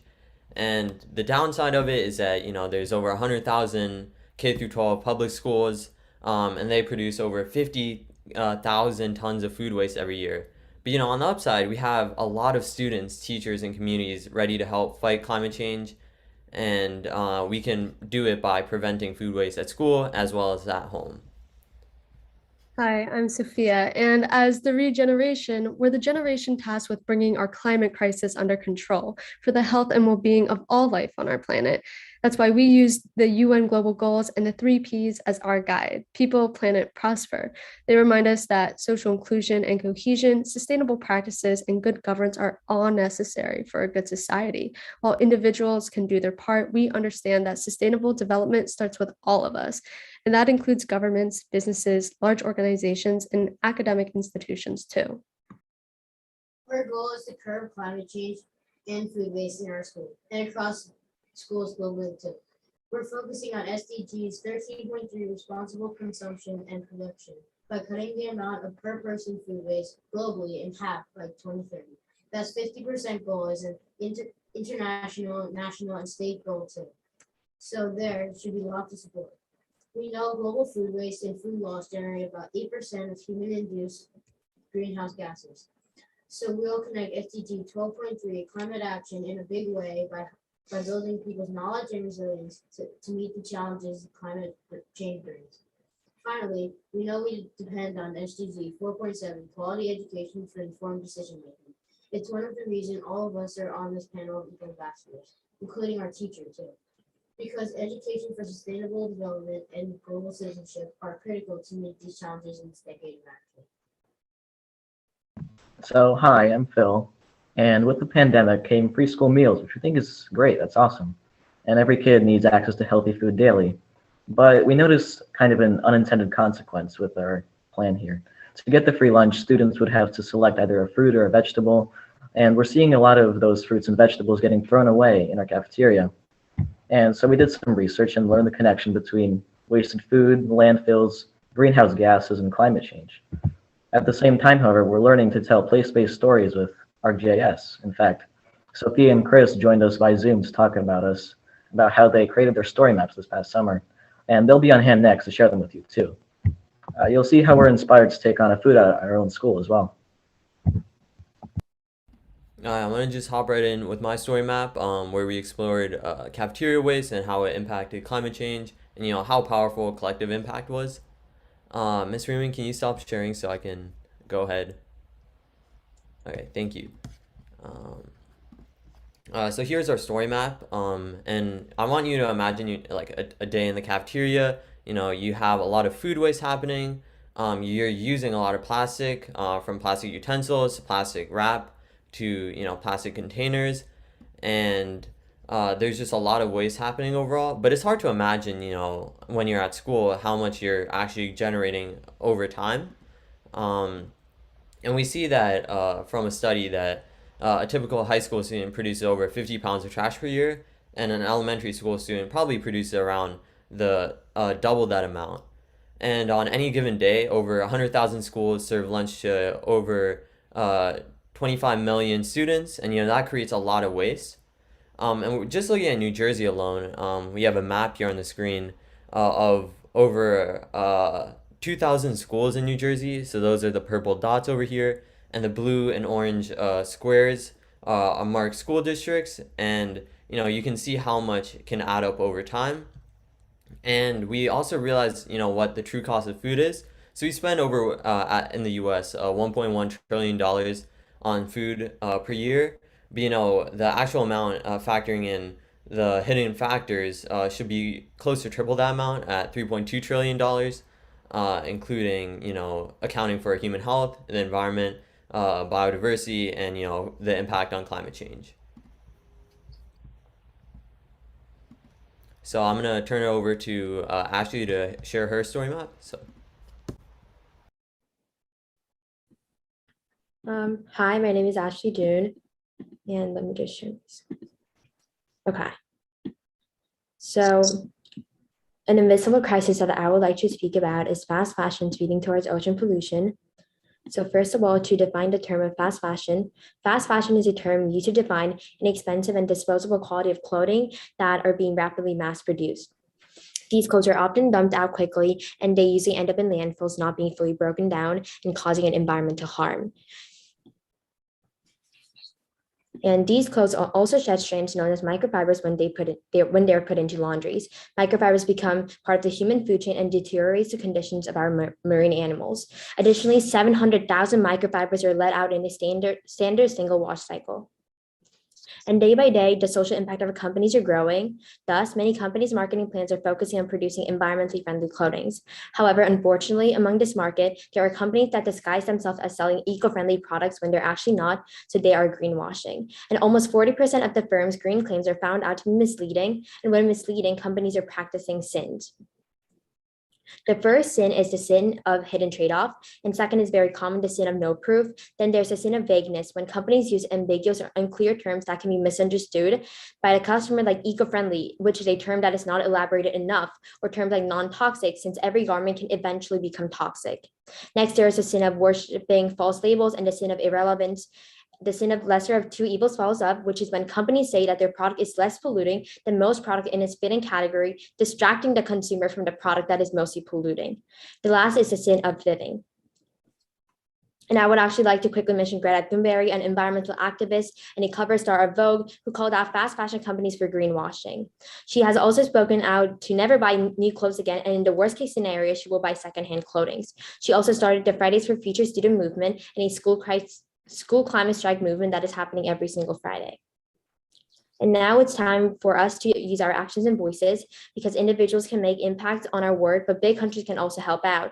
And even companies, a great example is Patagonia, are creating truly environmentally friendly clothing. As individuals, we can all promote circular fashion or slow fashion through the smallest actions, like washing clothes less often and being more open to using rented garments, thus making a sustainable future. However, most importantly, we the people can speak out, since our voices will always be heard, and the words will be the and those words that humans and us speak out will be the key in making a difference. Thank you. And just like Ashley's story map, it's these invisible crises that are so critical to cutting down on emissions. My story map is all about how all life on Earth relies on our commons, which are essentially shared resources. I'm just going to share my story map.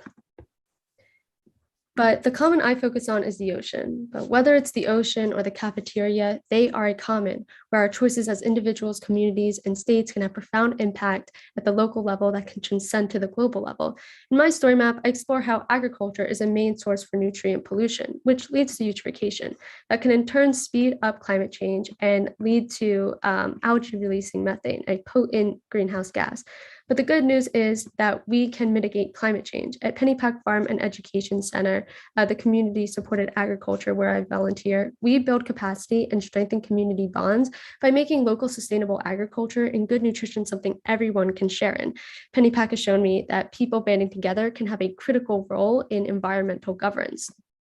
Just the phrase climate change may instill fear or uncertainty, but we look at it as a way to remember that we can change the climate back, we can restore it, but it won't happen without our collective action. So that's why we take action like reducing food waste. Food waste is not often connected to climate change, yet it is one of the main ways we can reduce greenhouse emissions. Something I also took with me with Esri's was Ross Donahue's advice. You need to tell your own story, create a human connection to a location or issue. An important aspect of my story is showing community governance and community governance in action, and how together at the local level, we can mitigate climate change. We also want to thank Radhika and Tara for all of the experts that they brought into from Esri and to the CSD, to all of the students and teachers from around the world.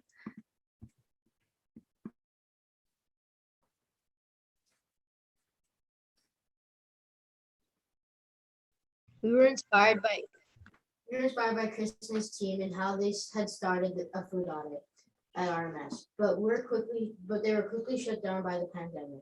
So we decided to take action. We reached out to Chris and Sophia and asked them to share their stories.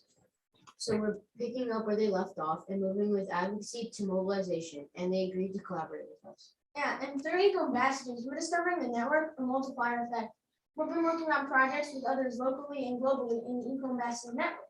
In doing so, we expand the reach for all, especially when we seek intersectional alliances, people not necessarily from the same group, but they all have a shared goal.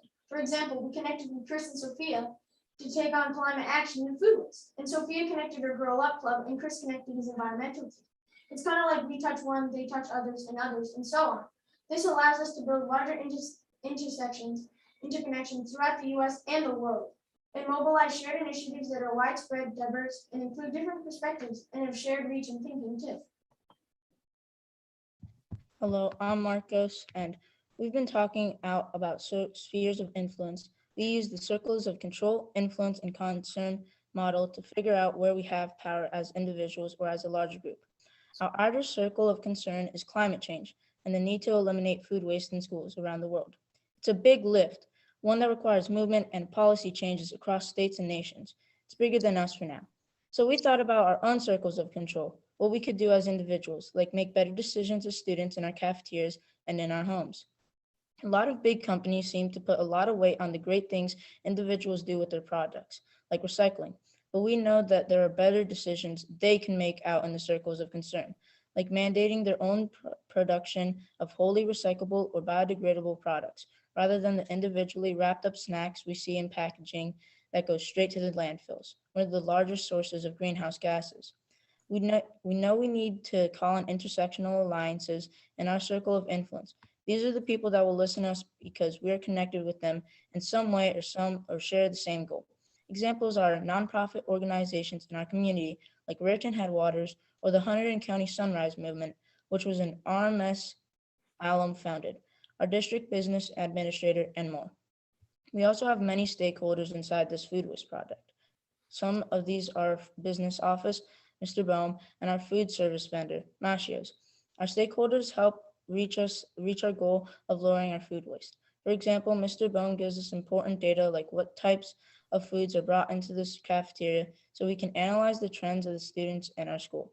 Some other notable stakeholders include our sustainability coordinator, the students in our school, the faculty, and the facility managers. All these stakeholders have different ways of helping us lower our food waste. Yeah, and when we're starting projects, we need to make sure that they're effective in many ways. And this map above that we use helps us make sure we're effective. And so the higher it is on the impact scale, the higher the impact it has, and the more to the right it is, the more difficult it is. So we want to make sure our projects are making a large impact, but are not too difficult. And we want to make sure we're doing projects that are not too difficult and are just fruitless, that are just projects that are too difficult that won't make a large impact.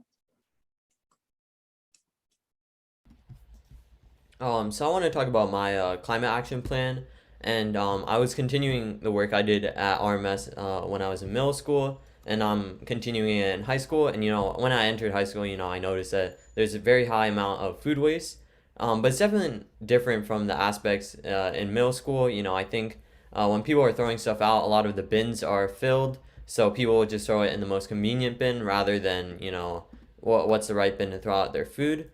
In addition, having bottomless plates and large portion sizes, a lot of people take more than they need, and people don't consume all of it. And I'll be performing a food audit and see how we can measure our food footprint and how that impacts our carbon footprint. And Sophia's up next talking about her climate action plan. Yeah, and so for the CAP at my high school, my Girl Up Climate Action Team recognized there's no food sorting and no reuse of food waste. Students change their mind when buying lunch and leave food to be thrown away. So I met with our food service director across all our schools to learn more about potential action opportunities. Due to COVID, share tables are no longer in place at our schools. But together, we thought of composting for a green space at our school, partnering with the environmental club and creating intersectional alliances. Our next step is to use the greenhouse in our school as a way to grow something nutritious that can be featured in the lunchroom, and also something we could put compost towards. Our climate action plan here at RMS helped us plan out some SMART goals and some hypotheses. One hypothesis that we came up with is if we perform a visual audit during COVID, then we will be able to lower our food waste because we will know what foods are getting wasted, and we can determine ways we can stop these foods getting wasted. Another thing that our climate action plan helps us is finding who we can work with. Some people or groups that can help us include students, faculty, our sustainability coordinator, our food service vendor, Mashios, and the facilities manager. Addressing food waste is essential to building a regenerative and resilient food system that helps mitigate climate change, reverse nature loss, and feed more people. To learn more about potential advocacy opportunities, we read through the NRDC report for the food waste policy gap analysis and inventory in the Mid-Atlantic region and identified sources of action we could implement in our sphere of influence. One thing we looked at was date labeling, something both New Jersey and Pennsylvania has moderate policy on. But there's always room for opportunity. Date labels affixed to food products are a major driver of food waste and an obstacle to food donation. As students, we can launch education campaigns that promote consumer awareness and education on the meaning of date labels. The next opportunity for advocacy we looked on was share tables. Especially now with COVID, there are ever more growing levels of food insecurity. It's important whether one has strong or weak policy to promote opportunities for schools to increase food rescue through share tables and other methods, like composting in my climate action plan. We also wanted to address how important it is to draw the connection between emission reductions and reduced food waste and further local efforts. It's the exact aim of all our collective climate action plans to recognize that reducing food waste is one of the main ways we can cut down on emissions. Now that we've mobilized for action, we'll be ready to share our learning as curricular resources. So you've heard this a lot already, but food waste generates a lot of emissions. And our cafeterias certainly aren't perfect either, and they contribute thousands of pounds to a total worldwide 70 billion tons each year in landfills. To put that in scale, that's about the same as taking off 20 million cars off the road for a year. So we've been trying to find a solution to mold our cafeteria into one of these regenerative systems that we've been researching in our classroom. And so students from India and New York and the Eco Ambassadors are collaborating on a research project called anaerobic digestion. And the digestion process, it's pretty complicated. There's not enough space on the slide to explain it, but in summary, bacteria convert polymers, fats, generally anything you can find in food into methane, which is capable of powering clean energy and potentially even creating bioplastics. And so we've been trying to globalize this, and anaerobic digestion contributes to some notable global goals, including 7, 12, and 13. And having these facilities instead of landfills removes literal tons of carbon out of the atmosphere. And rather than having the waste sit there and rot away, we can harvest the stored energy and make it much cheaper than it is now. And we have a facility near our school, and it produces around 29,000 megawatt hours of energy each year. In comparison, the 54-acre solar farm 2 in Illinois produces only around 20,000 megawatt hours per year, and that's enough to actually power around 3,000 homes in New York, and that's from one facility alone.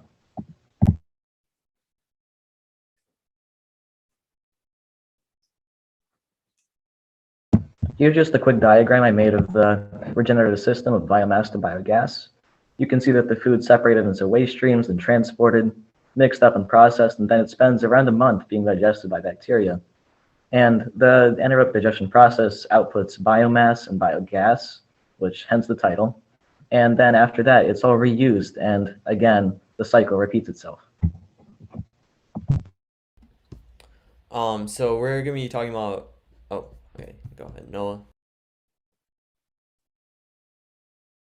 Chris, go ahead. Oh, I was just gonna say, our best practices are going to be, things that we can do in our community. If you go to the next slide, Ms. Freeman, where they go over the food recovery hierarchy, we prefer to, reduce food amounts at the source, but, and least preferred is to, incinerate it in the landfill. And we have a lot of things planned, and our main focus is just to take action at each of our individual schools and, share how each of our individual projects go.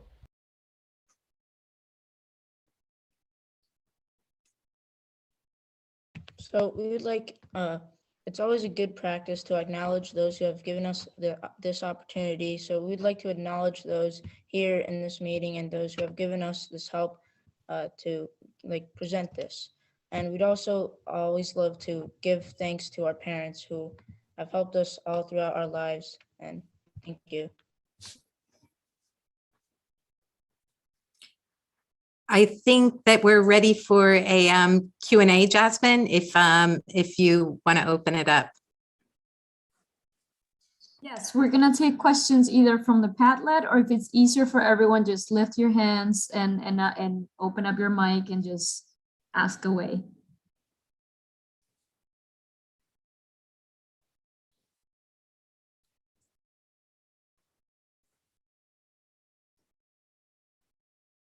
Well, first of all, Betsy, if we can get a link to all those wonderful story maps and everything that the students presented so we can send it to everyone, that would be great. We can also paste it on the Padlet so it's there for everyone to see. I think I would throw something in. I think for us, Ashley's story map was really eye-opening when she started to go over all of the sins behind greenwashing, because as soon as she was talking about each one of them, it made us think, okay, how does that relate not only to fast fashion, but also to like a lot of the issues that we're seeing in, in food waste, and really anything that has that green label put to it. So I appreciated that research, Ashley. We have one question from Radhika on the chat. She's asking, how easy was it to integrate the SDGs to the research work? So, we always have the SDGs in the back of our mind, knowing 4.7 and knowing number 13. We always have them in the back of our mind when we're doing our projects. And since in this agreement room, we actually have the global goals behind us in our room. So even when we're working on projects, we're always knowing and considering the SDGs in our work. So we always have them connected.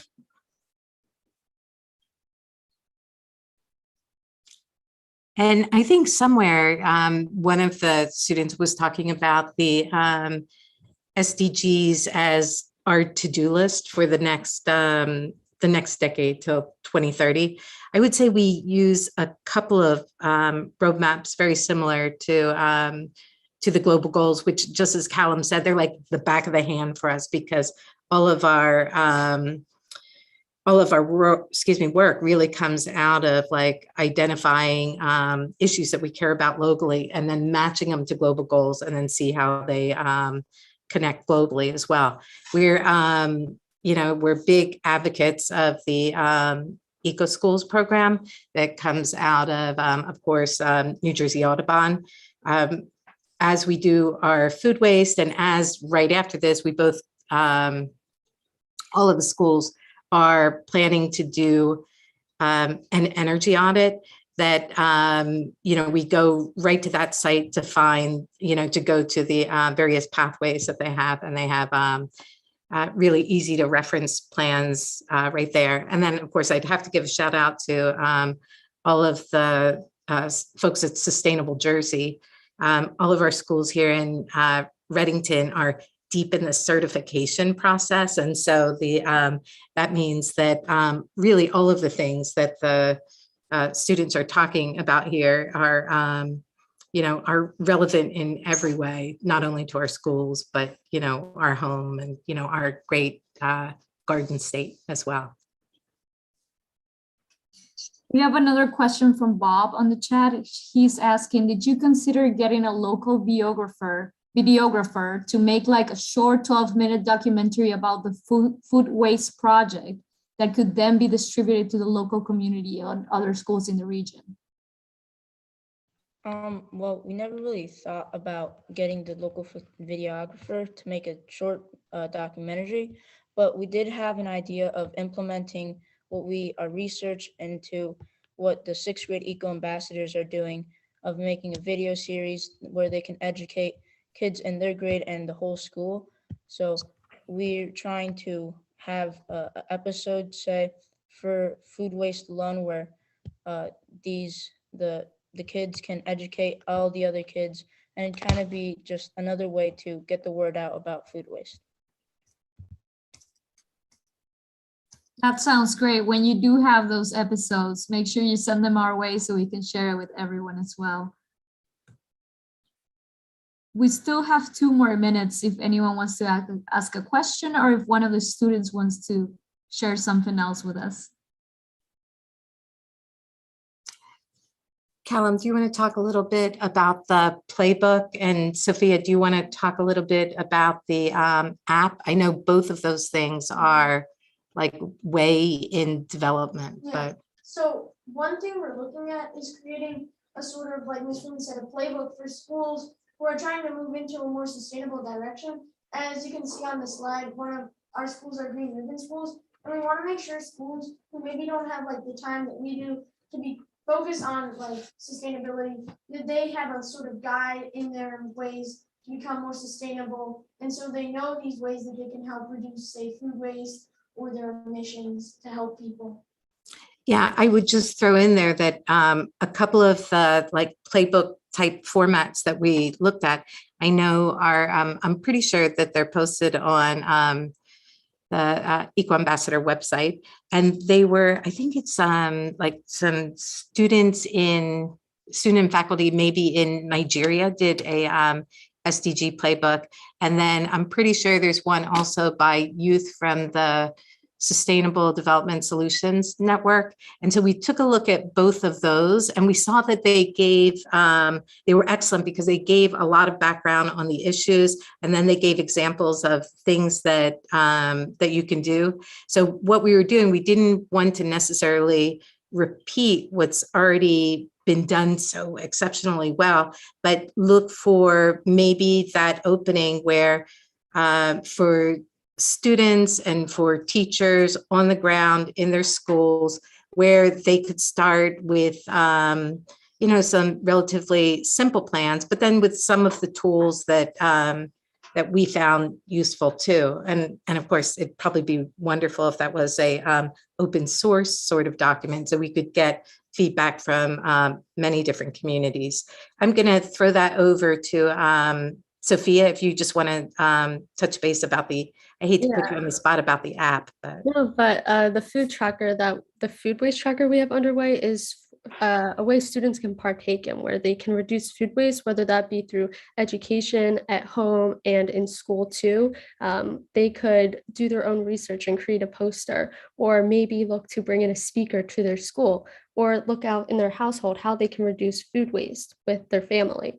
And so really it's about tracking progress and encouraging students in their way of sustainability at the local level, and how that can ultimately have an impact and transcend to the global level too. Yeah, I know one of the things that we struggle with, I think, as educators for sure, is that, you know, you want to apply some sort of incentives. You know, ideally it would be intrinsically motivated, but, you know, we talk about like extrinsic motivators. And so when Sophia was talking about the app and then points, we were really trying to think like what meaningful thing could the points add up to. And I think we were talking about that, weren't we, about what the students could. So, yeah, go ahead, Gala. We were, as we stated in the presentation about health teachers, we were looking, we were looking as a kind of like incentive, as Ms. Freeman said, almost a field day. So like it would please everyone because kids would enjoy it, but it is also like not like a movie or something when kids are just sitting around. It's where we get kids active and involved. Yeah, or the dreaded homework pass. They don't even get that much homework. I don't know why they're asking for it, but yeah. Thank you so much, Betsy, and thank you so much. You're wonderful students. I think Radhika, I think we ran out of time for this session, so I don't know if you want to take over for the next one. Thank you, Jasmine. I think after those sessions, I'm not sure if there is anything left to discuss because they have been super inspirational. But let the adults take over and see what we can do. Okay, great. So thank you, Betsy, for that amazing session. Now going over to organizations. As I think Mike Chodroff in the previous panel suggested, that we need to really collaborate and we need to work with many different entities together. There's also a student presentation in Emily's, Betsy's presentation, where the student was discussing this ecosystem of different stakeholders coming together and working as a part of where we need to go. So this panel is more about who are the amazing people who are doing all this amazing work, and where we need to basically find a way to see how we can collaborate. So this panel includes at least the most amazing people I know who are doing fantastic job on climate education, education for sustainable development, global citizenship education. And we need to, this is a chance for us to learn about their work and see how we can build these bridges and work together more collaboratively. So it is my pleasure to introduce the title here, Action, Civics and Climate Education, Organizing for Community Change as Learning. This is the title for the panel. And here we are seeing bringing the best and the brightest minds together to see how can we build civic action, how can we take on all this work and see how communities can come together, how organizations can come together. So having said that, I will invite Emily Whanau, who's from the National Wildlife Federation in New York City. Just a little bit of background. I know few words will not do justice to her extensive work, but I will try to just read a few lines from her bio. Emily Whanau has a master's degree in urban and environmental policy from Tufts University, is a published author and a trained presenter with Al Gore's Climate Reality Project.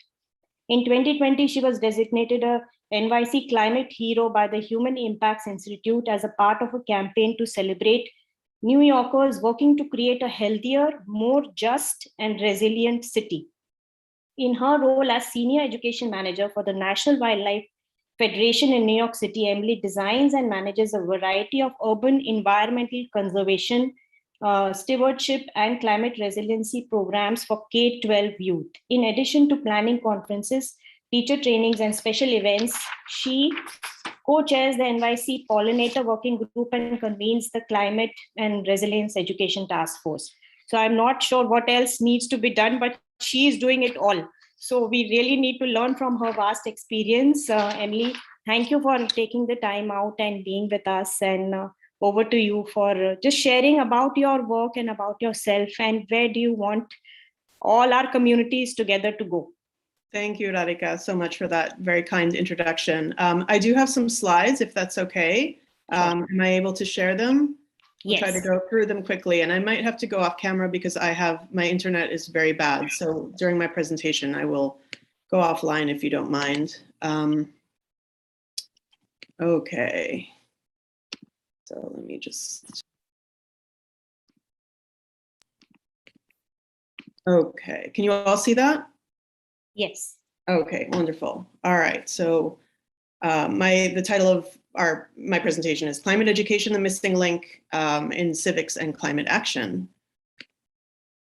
So just to begin, I wanted to frame kind of this discussion with something that I heard John say yesterday, which is that policy is really the key to seeing changes in our schools. And so I just want you to keep that in mind. So we know that our youth are rising up to demand that schools and give them the tools they need for their future. They are seeing climate impacts happening all around them, and they want to understand what is happening and the causes and solutions. So while we know that there are individual teachers that, like today, that go above and beyond to teach about climate change, the majority of schools in New York City and the nation are really not rising to the challenge at the scale needed yet. We also know that our youth are anxious about the future with good reason. They feel that governments have, and adults have really failed them. They feel their concerns are ignored, and they feel, sad, afraid, anxious, and angry. We've seen Greta Thunberg and the millions of young people that are marching through the streets around the world. So when we see, luckily we've seen lots of great demonstrations in the streets from youth groups and environmental groups that are organizing and advocating and marching for climate action. And that's great, but more often than not, these crowds are not demanding climate education. And that is a really huge oversight because climate education really is the missing link in civics and climate action. And I'll explain why. So we know that the UN, for example, acknowledges that education is the key to addressing climate change, and yet data from UNESCO and 100 countries show that only half of the world's national education curricula make any reference to climate change. And in the US, only 36 states and the District of Columbia include the reality of human-caused climate change in their state learning standards. The rest reference the human role as a possibility or a matter of scientific debate or omit it entirely. And we also know that from a study in the US from 2016 that 71% of middle and high school science teachers spend only one or more classes on climate change, but of those teachers, the median amount of time they spend on climate change per year is just 1.5 hours. And so the topic is mostly covered in earth science, and only 7% of high schoolers take that class. But teachers are increasingly expressing their desire to teach about climate change. There was this Ipsos poll in 2019 that showed that 86% of teachers believe it should be taught in schools, and so do 84% of parents. And that was not relevant in terms of political affiliation. Democrats and Republicans agree.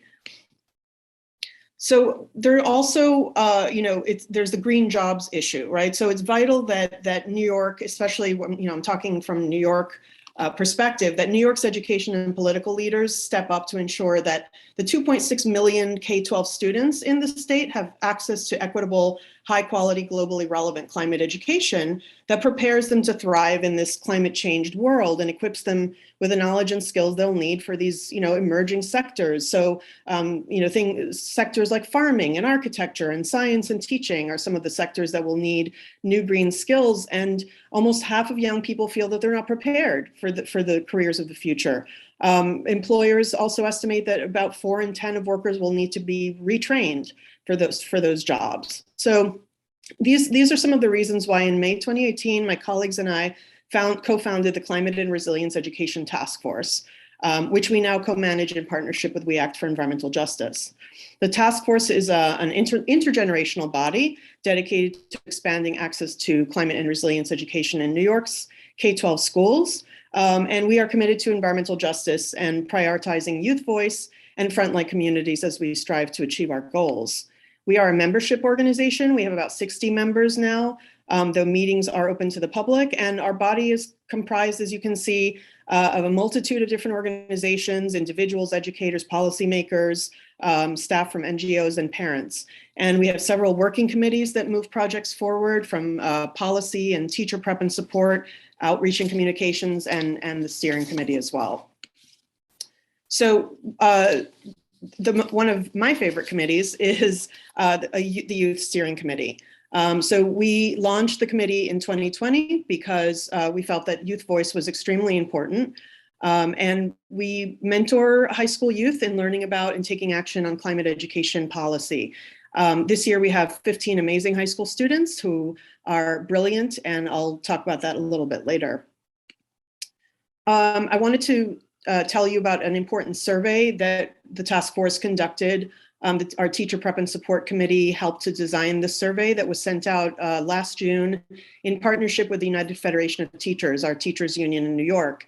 We wanted to assess the landscape of climate education in the country's largest school system, and we got over 1,500 responses, which is really great, and got some very interesting results. So while we were really happy to see that over half of New York City teachers say they teach about climate change, and 81% do so in a core class, they only teach about it for about 1 to 2 hours per year. And that mirrors the national average. So some other positive things is that a majority thought that expressed that they do believe climate change will harm future generations. A majority wanted to attend professional development on climate change.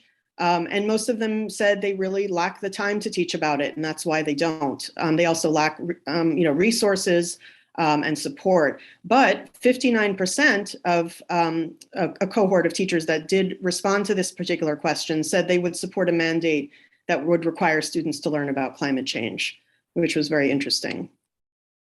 So basically, if we want schools to become models of climate action and solutions, we believe that policy is key for pushing the education sector to meet the urgency of this moment. And we know, of course, that New Jersey has moved in the right direction to announce their mandate for climate education. Washington State has allocated several $1 million from the governor's budget for its Climb Time program, which is a science literacy program. And California just approved $6 million for climate change and environmental justice curricula. Maine is proposing a bill that would allocate $3 million to teacher training for climate education.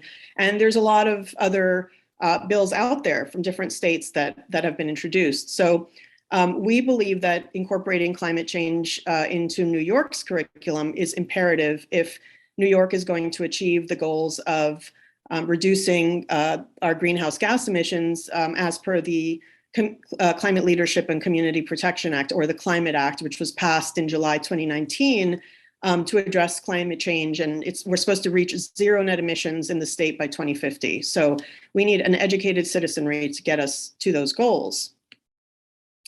And so we know that because climate education policy was key to making change, we made it a focal point of the task force's work and made sure that youth were actively engaged in that work. So there are currently 5 climate education bills that have been introduced in New York State by 4 senators with 2 companion bills in the Assembly. And we have worked with our Youth Steering Committee and our Adult Task Force Policy Committee members to analyze the bills.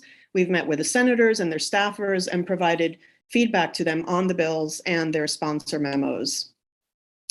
And in October 2020, our Youth Steering Committee student policy team met with Senator May, who's pictured there on the bottom, to discuss her climate science education bill S596 and provide feedback.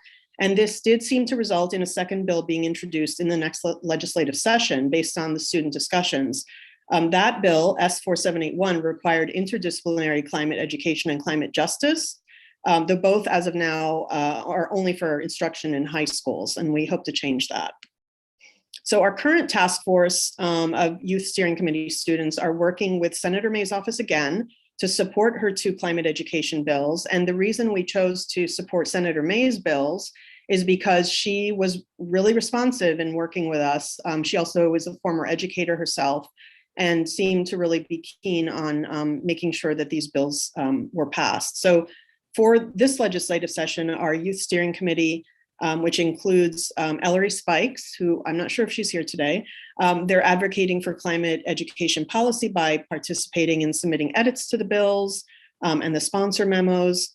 They're also drafting and will be asking others to draft memos of support for the bills so they can move out of the Education Committee and onto the Senate floor for a vote during this legislative session.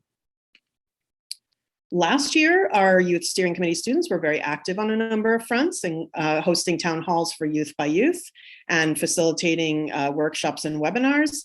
And as you can see here, this is First Lady Tammy Murphy. They facilitated a town hall with her in December 2020 to hear about her and her state's commitment to climate education. In addition, the students launched a climate education policy campaign for Senator May's bills. They organized an Earth Week of Action to support the bills. They created our task force logo and graphics for our website and launched our task force Instagram page at CRE-taskforce.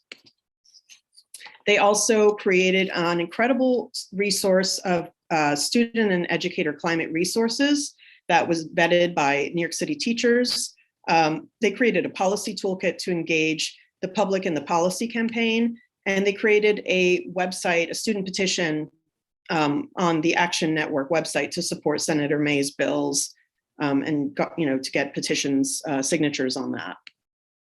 So this year we have an amazing cohort of 15 high school students from both New York and New Jersey who will be spearheading some amazing projects.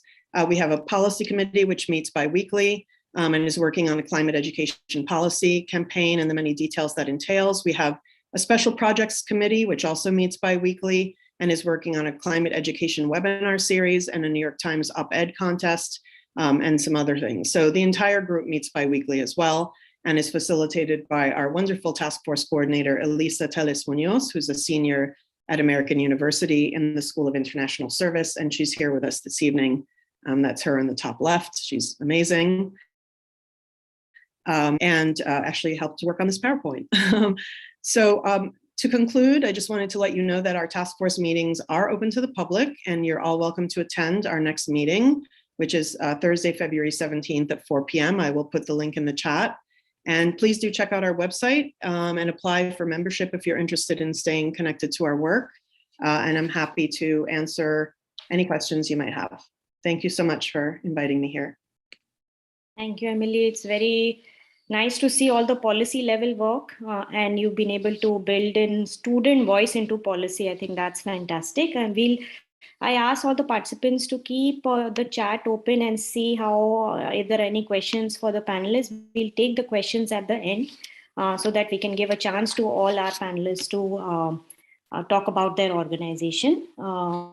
Next is the Children's Environmental Literacy Foundation. And first I'll introduce Tara Stafford Okanse. She's one of us and will always remain the same and has recently joined this amazing organization, Children's Environmental Literacy Foundation as the executive director after a decade with us at Columbia University Center for Sustainable Development, where she helped to lead global education programs across lifelong learning spectrum, collaborating with diverse stakeholders from government, nonprofit, corporate, academic, and grassroots sectors.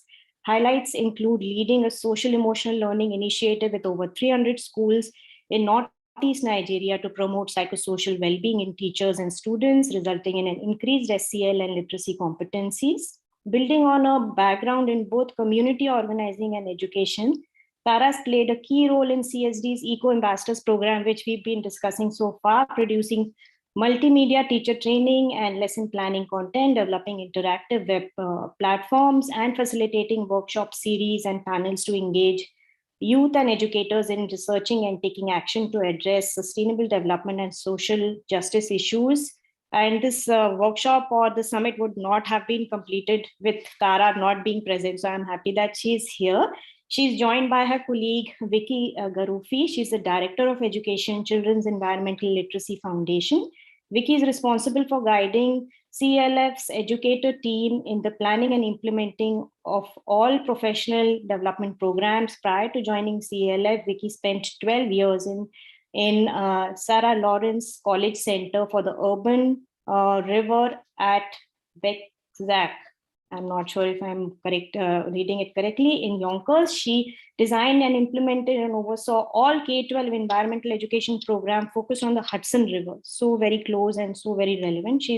Has collaborated on several educational initiatives, which include the development of the 3 Rivers of Yonkers curriculum designed for 4th and 5th graders in the classroom, creation of a climate change resiliency program for high school students focused on coastal implications, and support for a research grant on student assessment titled The Importance of Field Trips and Cultural Awareness in Education. She is the subject area representative of environmental science through the Science Teachers Association of New York State and serves on the advisory board for the Regional Environmental Educators Forum. So we really have a plethora of experience here between Tara and Vicky, and they'll go over the Children's Environmental Literacy Foundation's work for us. Thank you for being here, guys. Of course. Thank you so much, Radhika, for having us. And you know, it's a big moment of transition for me personally, having been with Radhika for the past 2 years and now joining Vicky and the wonderful SELF team. We call ourselves SELF, that's our acronym, Children's Environmental Literacy Foundation. And our organization started in 2003. Our founder, Katie Ginsburg, noticed that her children were so excited coming home after Earth Day and learning about sustainability issues in their classroom. And it made her think, why is this only happening on Earth Day? This should be happening all the time. And of course, lots of progress has been made in the last 20 years in that direction, but we still have a long way to go. And it's very exciting, Emily, all the policy progress that we're seeing in so many states across the country. But SELF's mission is about ensuring that sustainability is an integral part of every child's K-12 learning experience. And we offer a range of professional development and school support programs, including our intensive summer institutes that teachers come to during the summer months to learn about our big ideas of sustainability and how those can be integrated across subjects, across core curriculum, across grades. We have our Green Career Speaker Series where we bring in professionals from different green career pathways to speak with students and open their eyes to different opportunities that they have to pursue green careers. And we have our whole school change model as well, where we work very intensively with schools to help them think, how can they look at their facilities, their curriculum, their administration, their community connection in bringing that whole school change to their schools. And then today we really want to focus on our civic science inquiry to action program, which is really about how can we equip young people with skills to get out of their classrooms, get into their communities, observe the challenges they see in their everyday lives, collect data, identify solutions, and voice those ideas to key decision makers and people in their communities who can help enact those solutions. One great thing about SELF is that we are an approved vendor for professional learning in New York City, New York State Departments of Education, as well as in Houston Independent School District and in LA Unified School District in California. So that really helps us kind of incentivize teachers to take part in these programs and learn how they can embed these ideas across what they're already doing with their teaching. And to date, we've reached nearly 2 million students across the country, 15,000 teachers, and worked with over 5,000 schools. So we're very excited to continue growing our network. Houston is a recent place where our work has expanded, and it's very opportune because that's an area of the country where there is a lot of oil and gas industry activity going on and a lot of environmental justice challenges as well. So how can we engage all of those players together, engaging students and being a voice for change in that area that is playing such a role in some of the climate challenges that we're facing. So our programming, our professional development really focuses on equipping teachers and students with critical and systems thinking and what we call our P3 approach: place, problem, project-based learning. And again, like I said, getting students out in the communities to learn how to collect data and apply the lessons that they learn to addressing and creating solutions. So I want to turn it over to Vicki, who's our Director of Education, and she really is the expert leading our education team in New York and Houston in enacting these programs. And she's going to talk about our civic science framework, what that looks like, and also walk us through a case study of one of the programs that was enacted in a New York City school with the students there. So Vicki, I'll turn it over to you. And if I can share my screen, I'll show a couple. Great, thanks, Tara. If you do share your screen, if you do the framework first, I'm happy to speak to that, and then I can speak to the case study. Thanks for having us all tonight. We're really excited to have Tara on board. It's such a great opportunity, and we love to be able to share this work, specifically, as they said, the Civic Science Inquiry to Action program, which I'm really excited because this is one of the times in my life, if I could be in two places, I would. We are currently live, getting ready to start at 6 p.m. tonight, our civic science second session to our spring cohort. We're currently right now, we have over 30 teachers logged on to Zoom to learn about our inquiry to action framework that supports a scaffolded approach to get kids out of the classroom and into their communities collecting real world data. And this program began over about 5 years ago, which kickstarted it through some grants and funding for us to work with a cohort of teachers in New York City addressing air quality and how air quality is related to environmental health and what students can do to reduce poor air quality in their communities. And so with that, we designed this framework that Tara is sharing right now, which takes you through 6 steps to achieve the inquiry to action. So it starts with inquiry. That's developing a question to support your project. Then it takes it into data collection. What kind of data do I need to collect to solve my problem? Again, we modeled this with air quality, but now we've evolved through the years, and this is actually supporting water, biodiversity, soil, and finding that this framework supports teachers to apply any environmental issue inquiry into their classroom or community based on location. If you're near a water source, you can explore water. If you're in an area that might have some issues surrounding water pollution, let's start collecting data on particulate matter. So this really opens up a large array of options for students and teachers to explore. So coming out of data collection, you have to obviously analyze your data, notice trends, patterns, any evidence that this data tells, and then encourage student collaboration. They discuss their findings, share their ideas, perspectives. What next steps do we have to take? Do we have to go back to our question and rethink it because we don't have any strong enough conclusions from our data? So it really unpacks a very critical thinking approach to solving these problems. And then step 5 is innovation. And we love to see what our students develop here, because they're using their creativity to construct solutions to their problems. How can I fix this? What is my plan? What do we need to do? Who do we need to involve? Community members, politicians, teachers, other nearby schools, that they develop some kind of plan during that step. And then step 6 is action. This is where they make that change in their community, bringing awareness, empowerment, civic action to their findings, and can really move the needle for change. And this is done in our annual student symposium, which we've done 2 years in person. And of course, we went virtual last year. We had over 100 students in the virtual space called Gather. I'm sure many people have heard, where the students were able to log on, find their carpet square and present their findings. And this not only was New York, but it involved New York, Texas, Connecticut participants. And so students were able to share their local data and compare it more regionally. So it was really exciting and very impactful to see that. So that's the framework, which I think, Tara, you're going to drop that in the chat box if anybody wants to take a closer look. But then we also have developed now many case studies from this work. As we've said, we've done this program now with almost over 100 teachers that have gone through our civic science program. Some have come back and now been presenters when we're training in the next round. So it's great to see. But as we said, this can be customized and is unique for where your place is, right? So we emphasize place and having to map your place, recognize what you're surrounding by, what are areas that might cause an issue or a concern that we might be able to collect data around.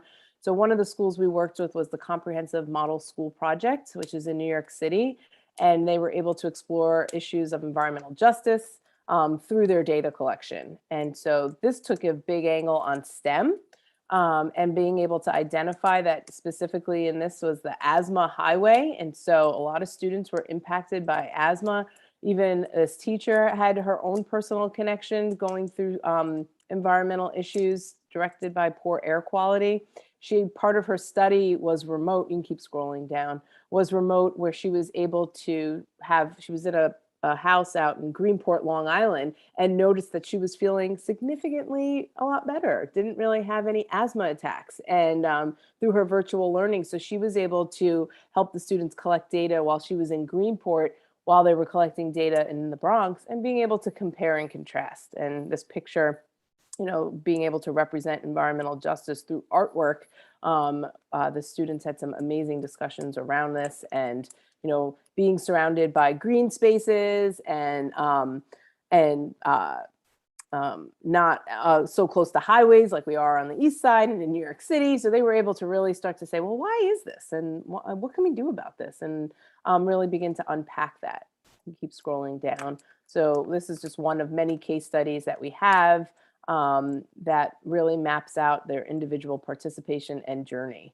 And then it ends with just some solutions and what they did. So this particular school was able to write letters to their administration. Can we plant more trees? What are some ideas, and how can we reduce this and improve our quality of life around our school community? So it's really great to see this. This was just one of many that we just wanted to share. But we're really excited for this next cohort right now. And the teachers are inspired, and we know that it's a tough and challenging year, almost 2 years. And so SELF was able to make that pivot, as we say, to bring, programs into the schools, even in the virtual settings. And so my heart goes out to the teachers and students that are still able to, have authentic learning experiences and have some wonderful real world connections to their learning.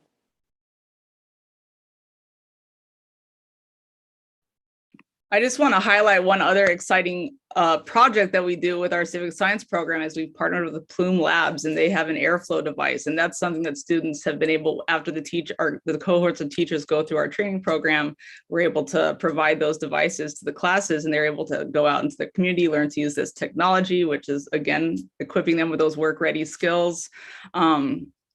And help them identify, what's the PM in their community, and comparing to different neighborhoods, as Vicki talked about. So those kind of partnerships have also been very key to SELF getting students access to those exciting ways of collecting data in their communities.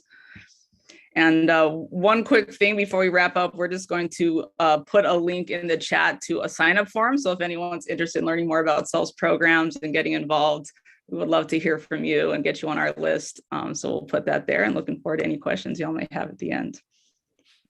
Thank you, Tara and Vicki. The case study was just, I don't think I will be able to forget it. It's so action-driven, as well as very much linked to the intersectional climate education that we deal with. It has to do with justice. It has to do with so many other lives of people that are being impacted. So thank you for sharing that very impactful case study and your broad overview. Going over to Anjali Ramos Busot, she is the New Jersey Director for Sierra Club. Anjali, thank you so much for joining our session. Anjali, before joining the Sierra Club as a New Jersey Director in 2021, Anjali worked at New Jersey Department of Environmental Protection. So I'm sure she is very well aware of all the air qualities and other technical information that we need. More specifically, Anjali's work was focused on understanding the dispersion and health impacts of air toxic release from emission sources. Some of these air contaminants are the products of fossil fuel combustion, as well as other highly toxic pollutants like PFAS. Prior to joining the NJDEP, Anjali volunteered for the New Jersey chapter of the Sierra Club, where she focused on air quality and methane issues. Anjali was born and raised in Puerto Rico. She received a BS in chemistry from Rutgers University. Anjali's love and passion for nature started at a very young age in Puerto Rico due to her many hurricane and tropical storm experiences while growing up. The climate emergency, however, has fueled Anjali's advocacy for environment into her life's work. So she is clearly living her experience as well as her technical information, technical knowledge here. Anjali, thank you for joining. Over to you for your review. Thank you so much, Radhika, for inviting us to present. I'm gonna share my screen. Can everybody hear me? Yes, okay, great. I'm gonna share my screen for our slides. Okay, can everybody see my presentation? Okay, great. Yeah, so thank you for that introduction. So as Radhika mentioned, I am Anjali Ramos Busot, and I am the New Jersey Director for the Sierra Club. And today we're gonna talk about climate education in New Jersey and how Sierra Club does this in the state. So one of my favorite leaders in the environmental movement, Greta, as I'm sure she has been mentioned quite often in the summit. So this is one of my favorite quotes from her. I've learned you're never too small to make a difference. That sort of saying, it's how I grew up thinking, and that's why I pursue a career in environmental advocacy and in environmental science, and it's essentially what has led me to be here. So how is climate change impacting New Jersey? And I'm sure this is also very similar to New York City, given that we're neighbors and we share a coastline.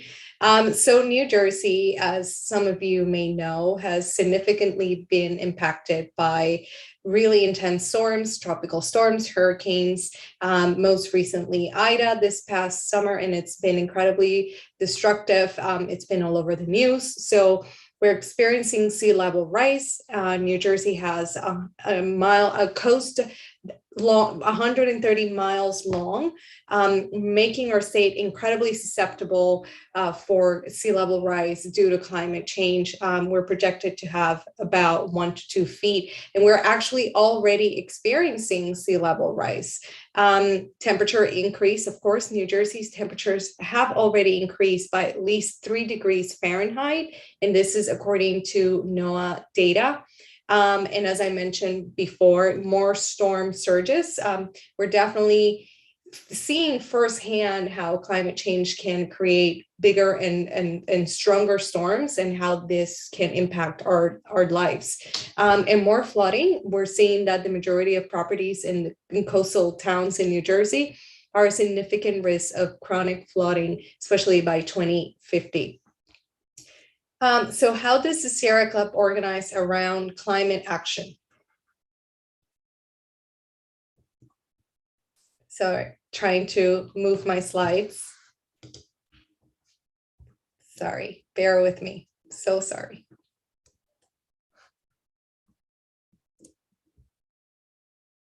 Here we go. I apologize. So first of all, it starts with awareness. The first step is making people aware of the issue. To your surprise, there are still people that don't really understand what climate change is. They may know the term climate change, but they don't necessarily understand that It's not just a global issue or a national issue. This can have very local and very individual consequences, right? And so education, that's the next step after awareness. So we educate people so that they understand truly the issue. Why is climate change important and how is it directly impacting them?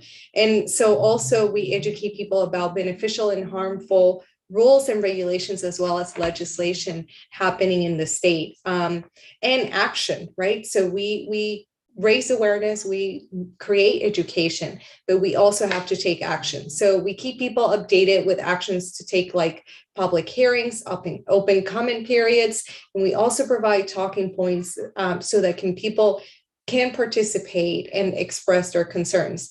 Public hearings, these really big meetings coming from the State House and the legislature or state agencies can seem to be very intimidating. And so you may be very concerned about climate change and how this is affecting your community, but it could be very intimidating to show up to a government meeting and express your concerns. So we help citizens and the public by providing talking points and to really digest those concerns so they can be expressed in public meetings or official meetings like that. So how can you get involved? So your voice truly matters. As I was saying, these big meetings, big official government meetings can seem to be just incredibly designated just for adults that are involved in policy decisions or policy making. But in reality, they're really interested in hearing the youth and in hearing the opinions of younger generations, because we all understand that younger generations are the generations that are going to be truly impacted by climate change, right?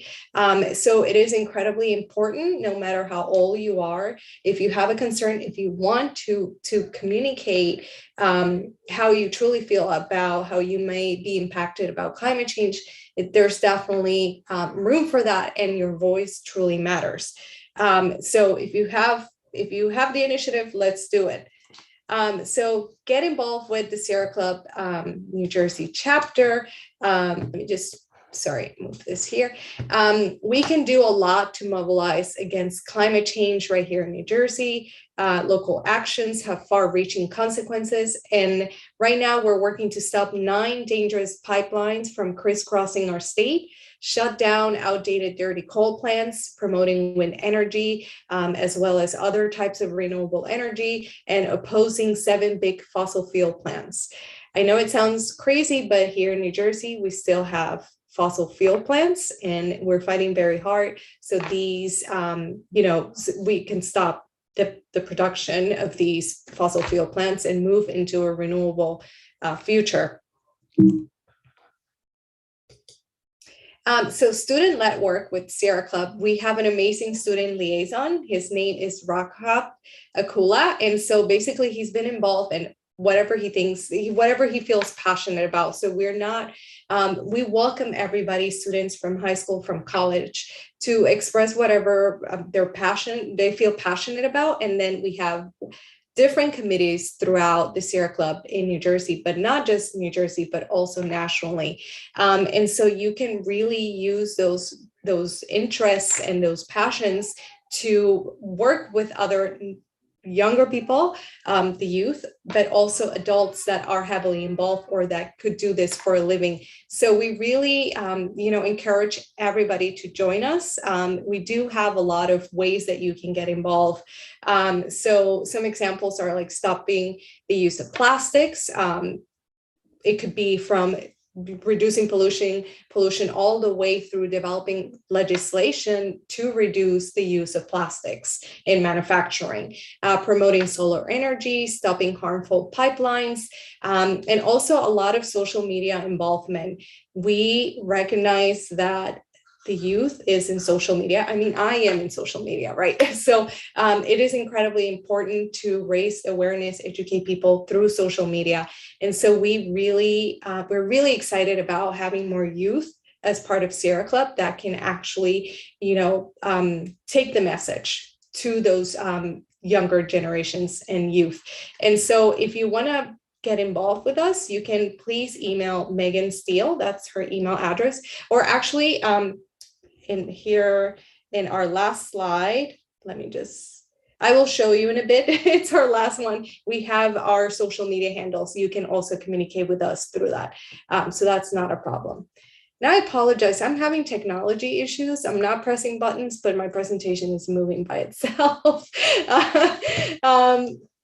So, and my last slide here is about National Sierra Club Student Coalition. So as I mentioned, Sierra Club is a really big organization.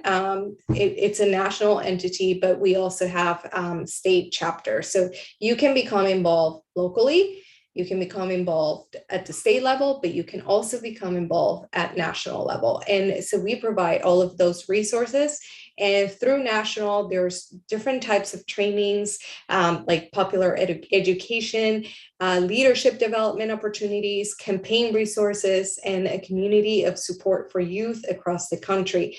So it's exciting work, and we encourage absolutely everybody to join us because Sierra Club is a volunteer-based organization. And so we want everybody to feel comfortable and express their passion as well as their concerns to push for renewable energy, to mitigate climate change, and to really consider the voice of the future. So as I mentioned, I'm so sorry. As I said, my presentation. So as I mentioned, here are our social media handles that you can follow us on Facebook and Twitter or Instagram. You can DM us, however you want to become involved. We are here for you to hear your message. So thank you. That's it. Thank you, Anjali. That was another level of policy related work, but making this complex issue of climate education or climate information digestible by the masses so important for all of us, because yes, government meetings get very inundated very soon. So it's good to digest it. And if someone is helping you to do that, nothing better than that. Thank you for your presentation. I will be seeing if there are any questions here in the chat. In the meantime, I know one of our eco ambassadors, Ishan, has prepared some questions. Ishan, do you want to jump in and ask your question? Hi, so my name is Ishan Jean, and I'm currently a freshman at Milburn High School in New Jersey. And firstly, Ms. Whanau, I had a question for you. So you talked about how teachers wanting to teach about the climate, and that kind of struck me as one of my teachers loves to teach about the climate and implement it into her curriculum, and this same thing happens all across my school. And these are both non-science-based and science-based teachers. So I was wondering what you think the role is for teachers in climate education and how they can make a change in their school systems. Yeah. Wow, that's a great question. So yeah, what I wanted to clarify is that we definitely said that there are teachers that go above and beyond the majority, and there are a lot of teachers that do teach about climate change on their own. We know 50% of teachers do teach about it. I think teachers can play a really important role. They are a constituency, they have a union, they have a voice, and they can certainly use that voice to influence other teachers in their school community, but more importantly to impart that knowledge to you all, to students and youth. And for example, I can use one example of a teacher in New York City who organized a climate education teach-in at his school before the climate strike, and every single classroom had to participate, to do, to kind of engage in some kind of education about climate, the climate crisis. So whether you were a math class or an art class or even a gym class, every single classroom engaged in that teach-in, and then they all walked out together to the climate strikes. So I think both in terms of content, imparting content to students, teaching about civics and civic action and civic responsibility, engaging in civic action by going on participating in strikes, getting you to understand how to engage with your elected officials when you become old enough to vote. Those are all things that teachers teachers can do. Teachers are a very important voice in this movement. So I don't know if that answers your question. That's just one small piece of an answer that I'm sure could be very broad. That's great. Thank you so much. You're welcome. Any other question, Ishan, from your end before we move on? Yeah, so Ms. Akinci and Ms. Durfee, so you talked about the civic science inquiry to action framework. So I was wondering how that can be implemented into the like a regular curriculum in school systems and how teachers can implement that into their curriculum. Vicky, do you want to take that? Yes, I was on mute still. Great question. And that is our ultimate goal here at SELF, is to embed that framework and a lot of our frameworks into curriculum to the point that this doesn't just become do a project once and then that's it. We do look for this long-term impact of how we can integrate this framework. And ultimately, for you're a student, we hope that the students take on the power to say, hey, let's do this project again next year. And hey, we did air. Now we want to explore our local waterway. Or, a lot of schools have gardens, and how can we make garden inquiries and change that every year? So students have the power to make that change. Teachers every year are going to get a new group of students. So if you experience the program as a 10th grader and you want to, do it again as a junior, then you can bring that up and bring that forward and bring your student inquiries and curiosities about your local community concerns so that it does become part of the curriculum. So I agree, it takes the teachers, but it even takes the students as well. And just to add on to that, one great thing that case study we looked at today illustrates is that a lot of times, climate change, talking about sustainability, gets pigeonholed in science, but you can see how even an art teacher could engage with these issues in that subject. And we can talk about this in all subjects. So we don't have to think about, climate change belongs in science, but how can we integrate this work across subjects? And you can talk to all your teachers about it.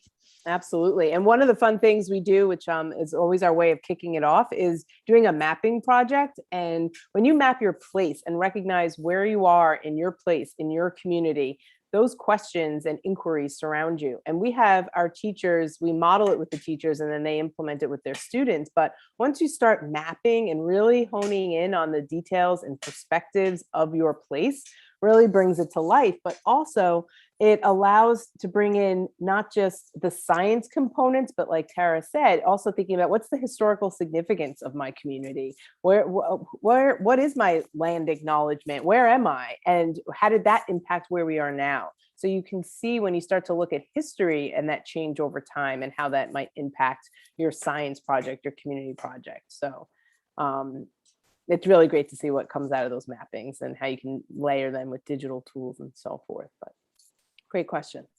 Thank you so much. Thank you. My question is for Anjali. Anjali, based on your experience, what do you think excites the youth the most in the work that you do? And then what are the things that excite common people, common citizens the most? And what are those triggers so that maybe we can all learn from your experience and see how we can get more of attraction with the community and with the youth? Sorry, I was muted. That's a great question. Thank you so much. So this is sort of, it's a positive, but also a little bit sad answer. On the positive note, when you get to understand about how, pollution affects you, and you start understanding what can be in the air, what can be in your soil or your water. It's really exciting to understand your environment and what surrounds you. But in my experience, when I see that people truly become involved, is out of negative impacts towards us. It's why we see the youth striking in our streets. It's why people go outside and demand the politicians and the government for action towards climate change or for cleaner air or cleaner water. So based on my experience is when you understand what is truly impacting you. And that's why education is so important, right? Because you can be living in an environment where that it's heavily contaminated.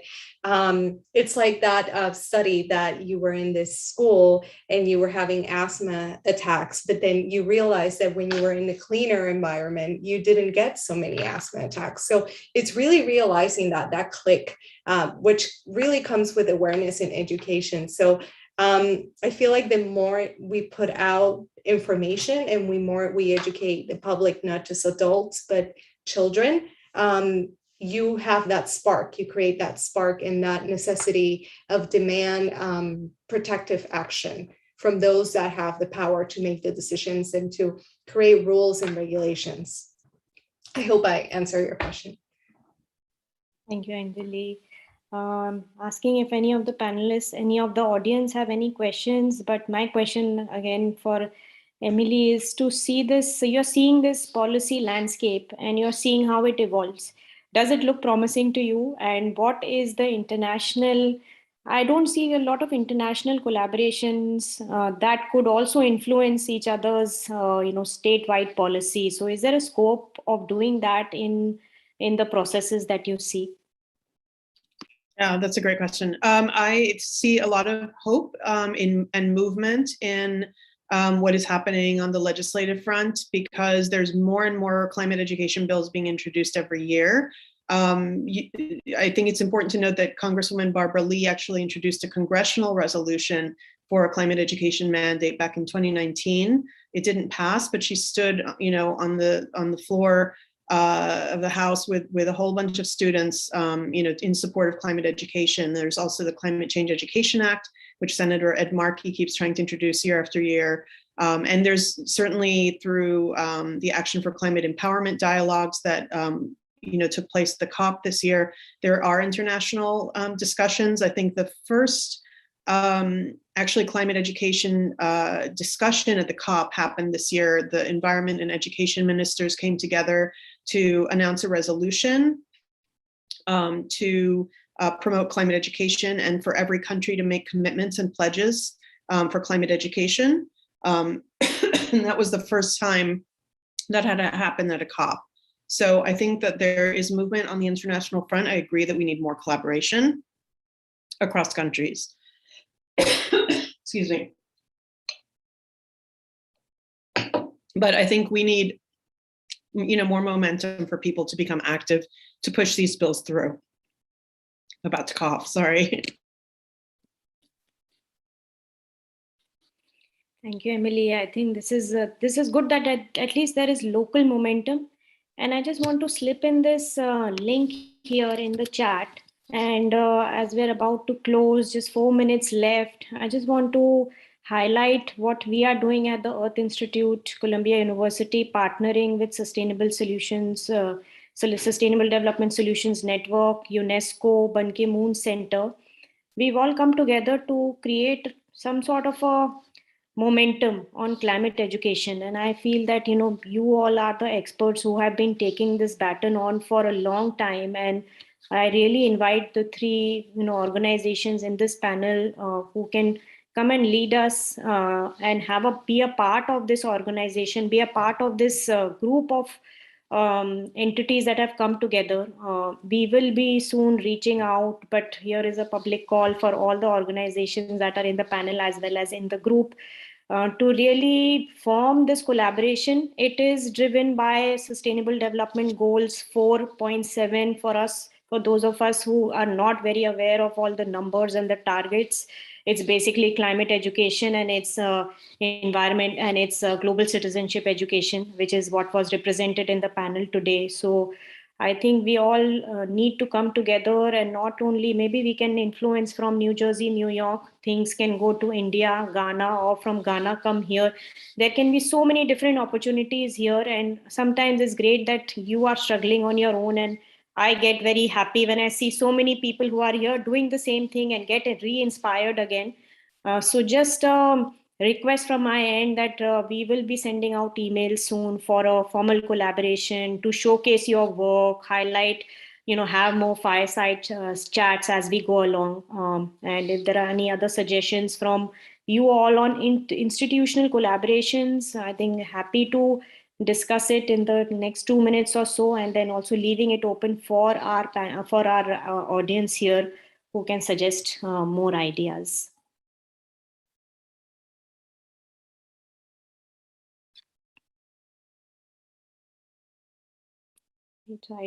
There's a comment here. Romania, yes, that was quite a important news. We hear things from Italy. We hear things from this state in Maharashtra whose environmental minister went to COP26, came back and is now partnering with UNESCO on climate education.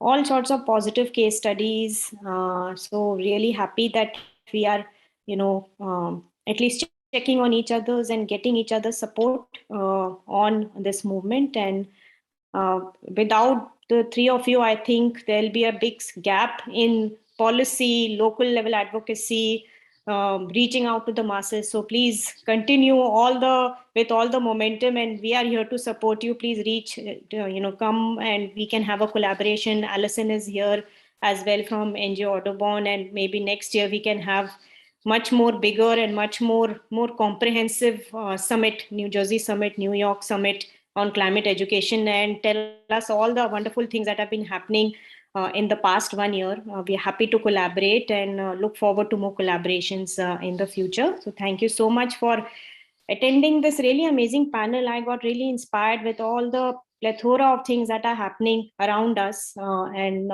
thanks for sharing all the wonderful work that you are doing. Have a great evening, and we will definitely be in touch again. Thank you so much. Thank you, Radhika, for organizing, and Allison. Thank you both for a lot of work, I know. Thank you. Thank you, everyone. So much. Thank you. Thank you all. Thank you all.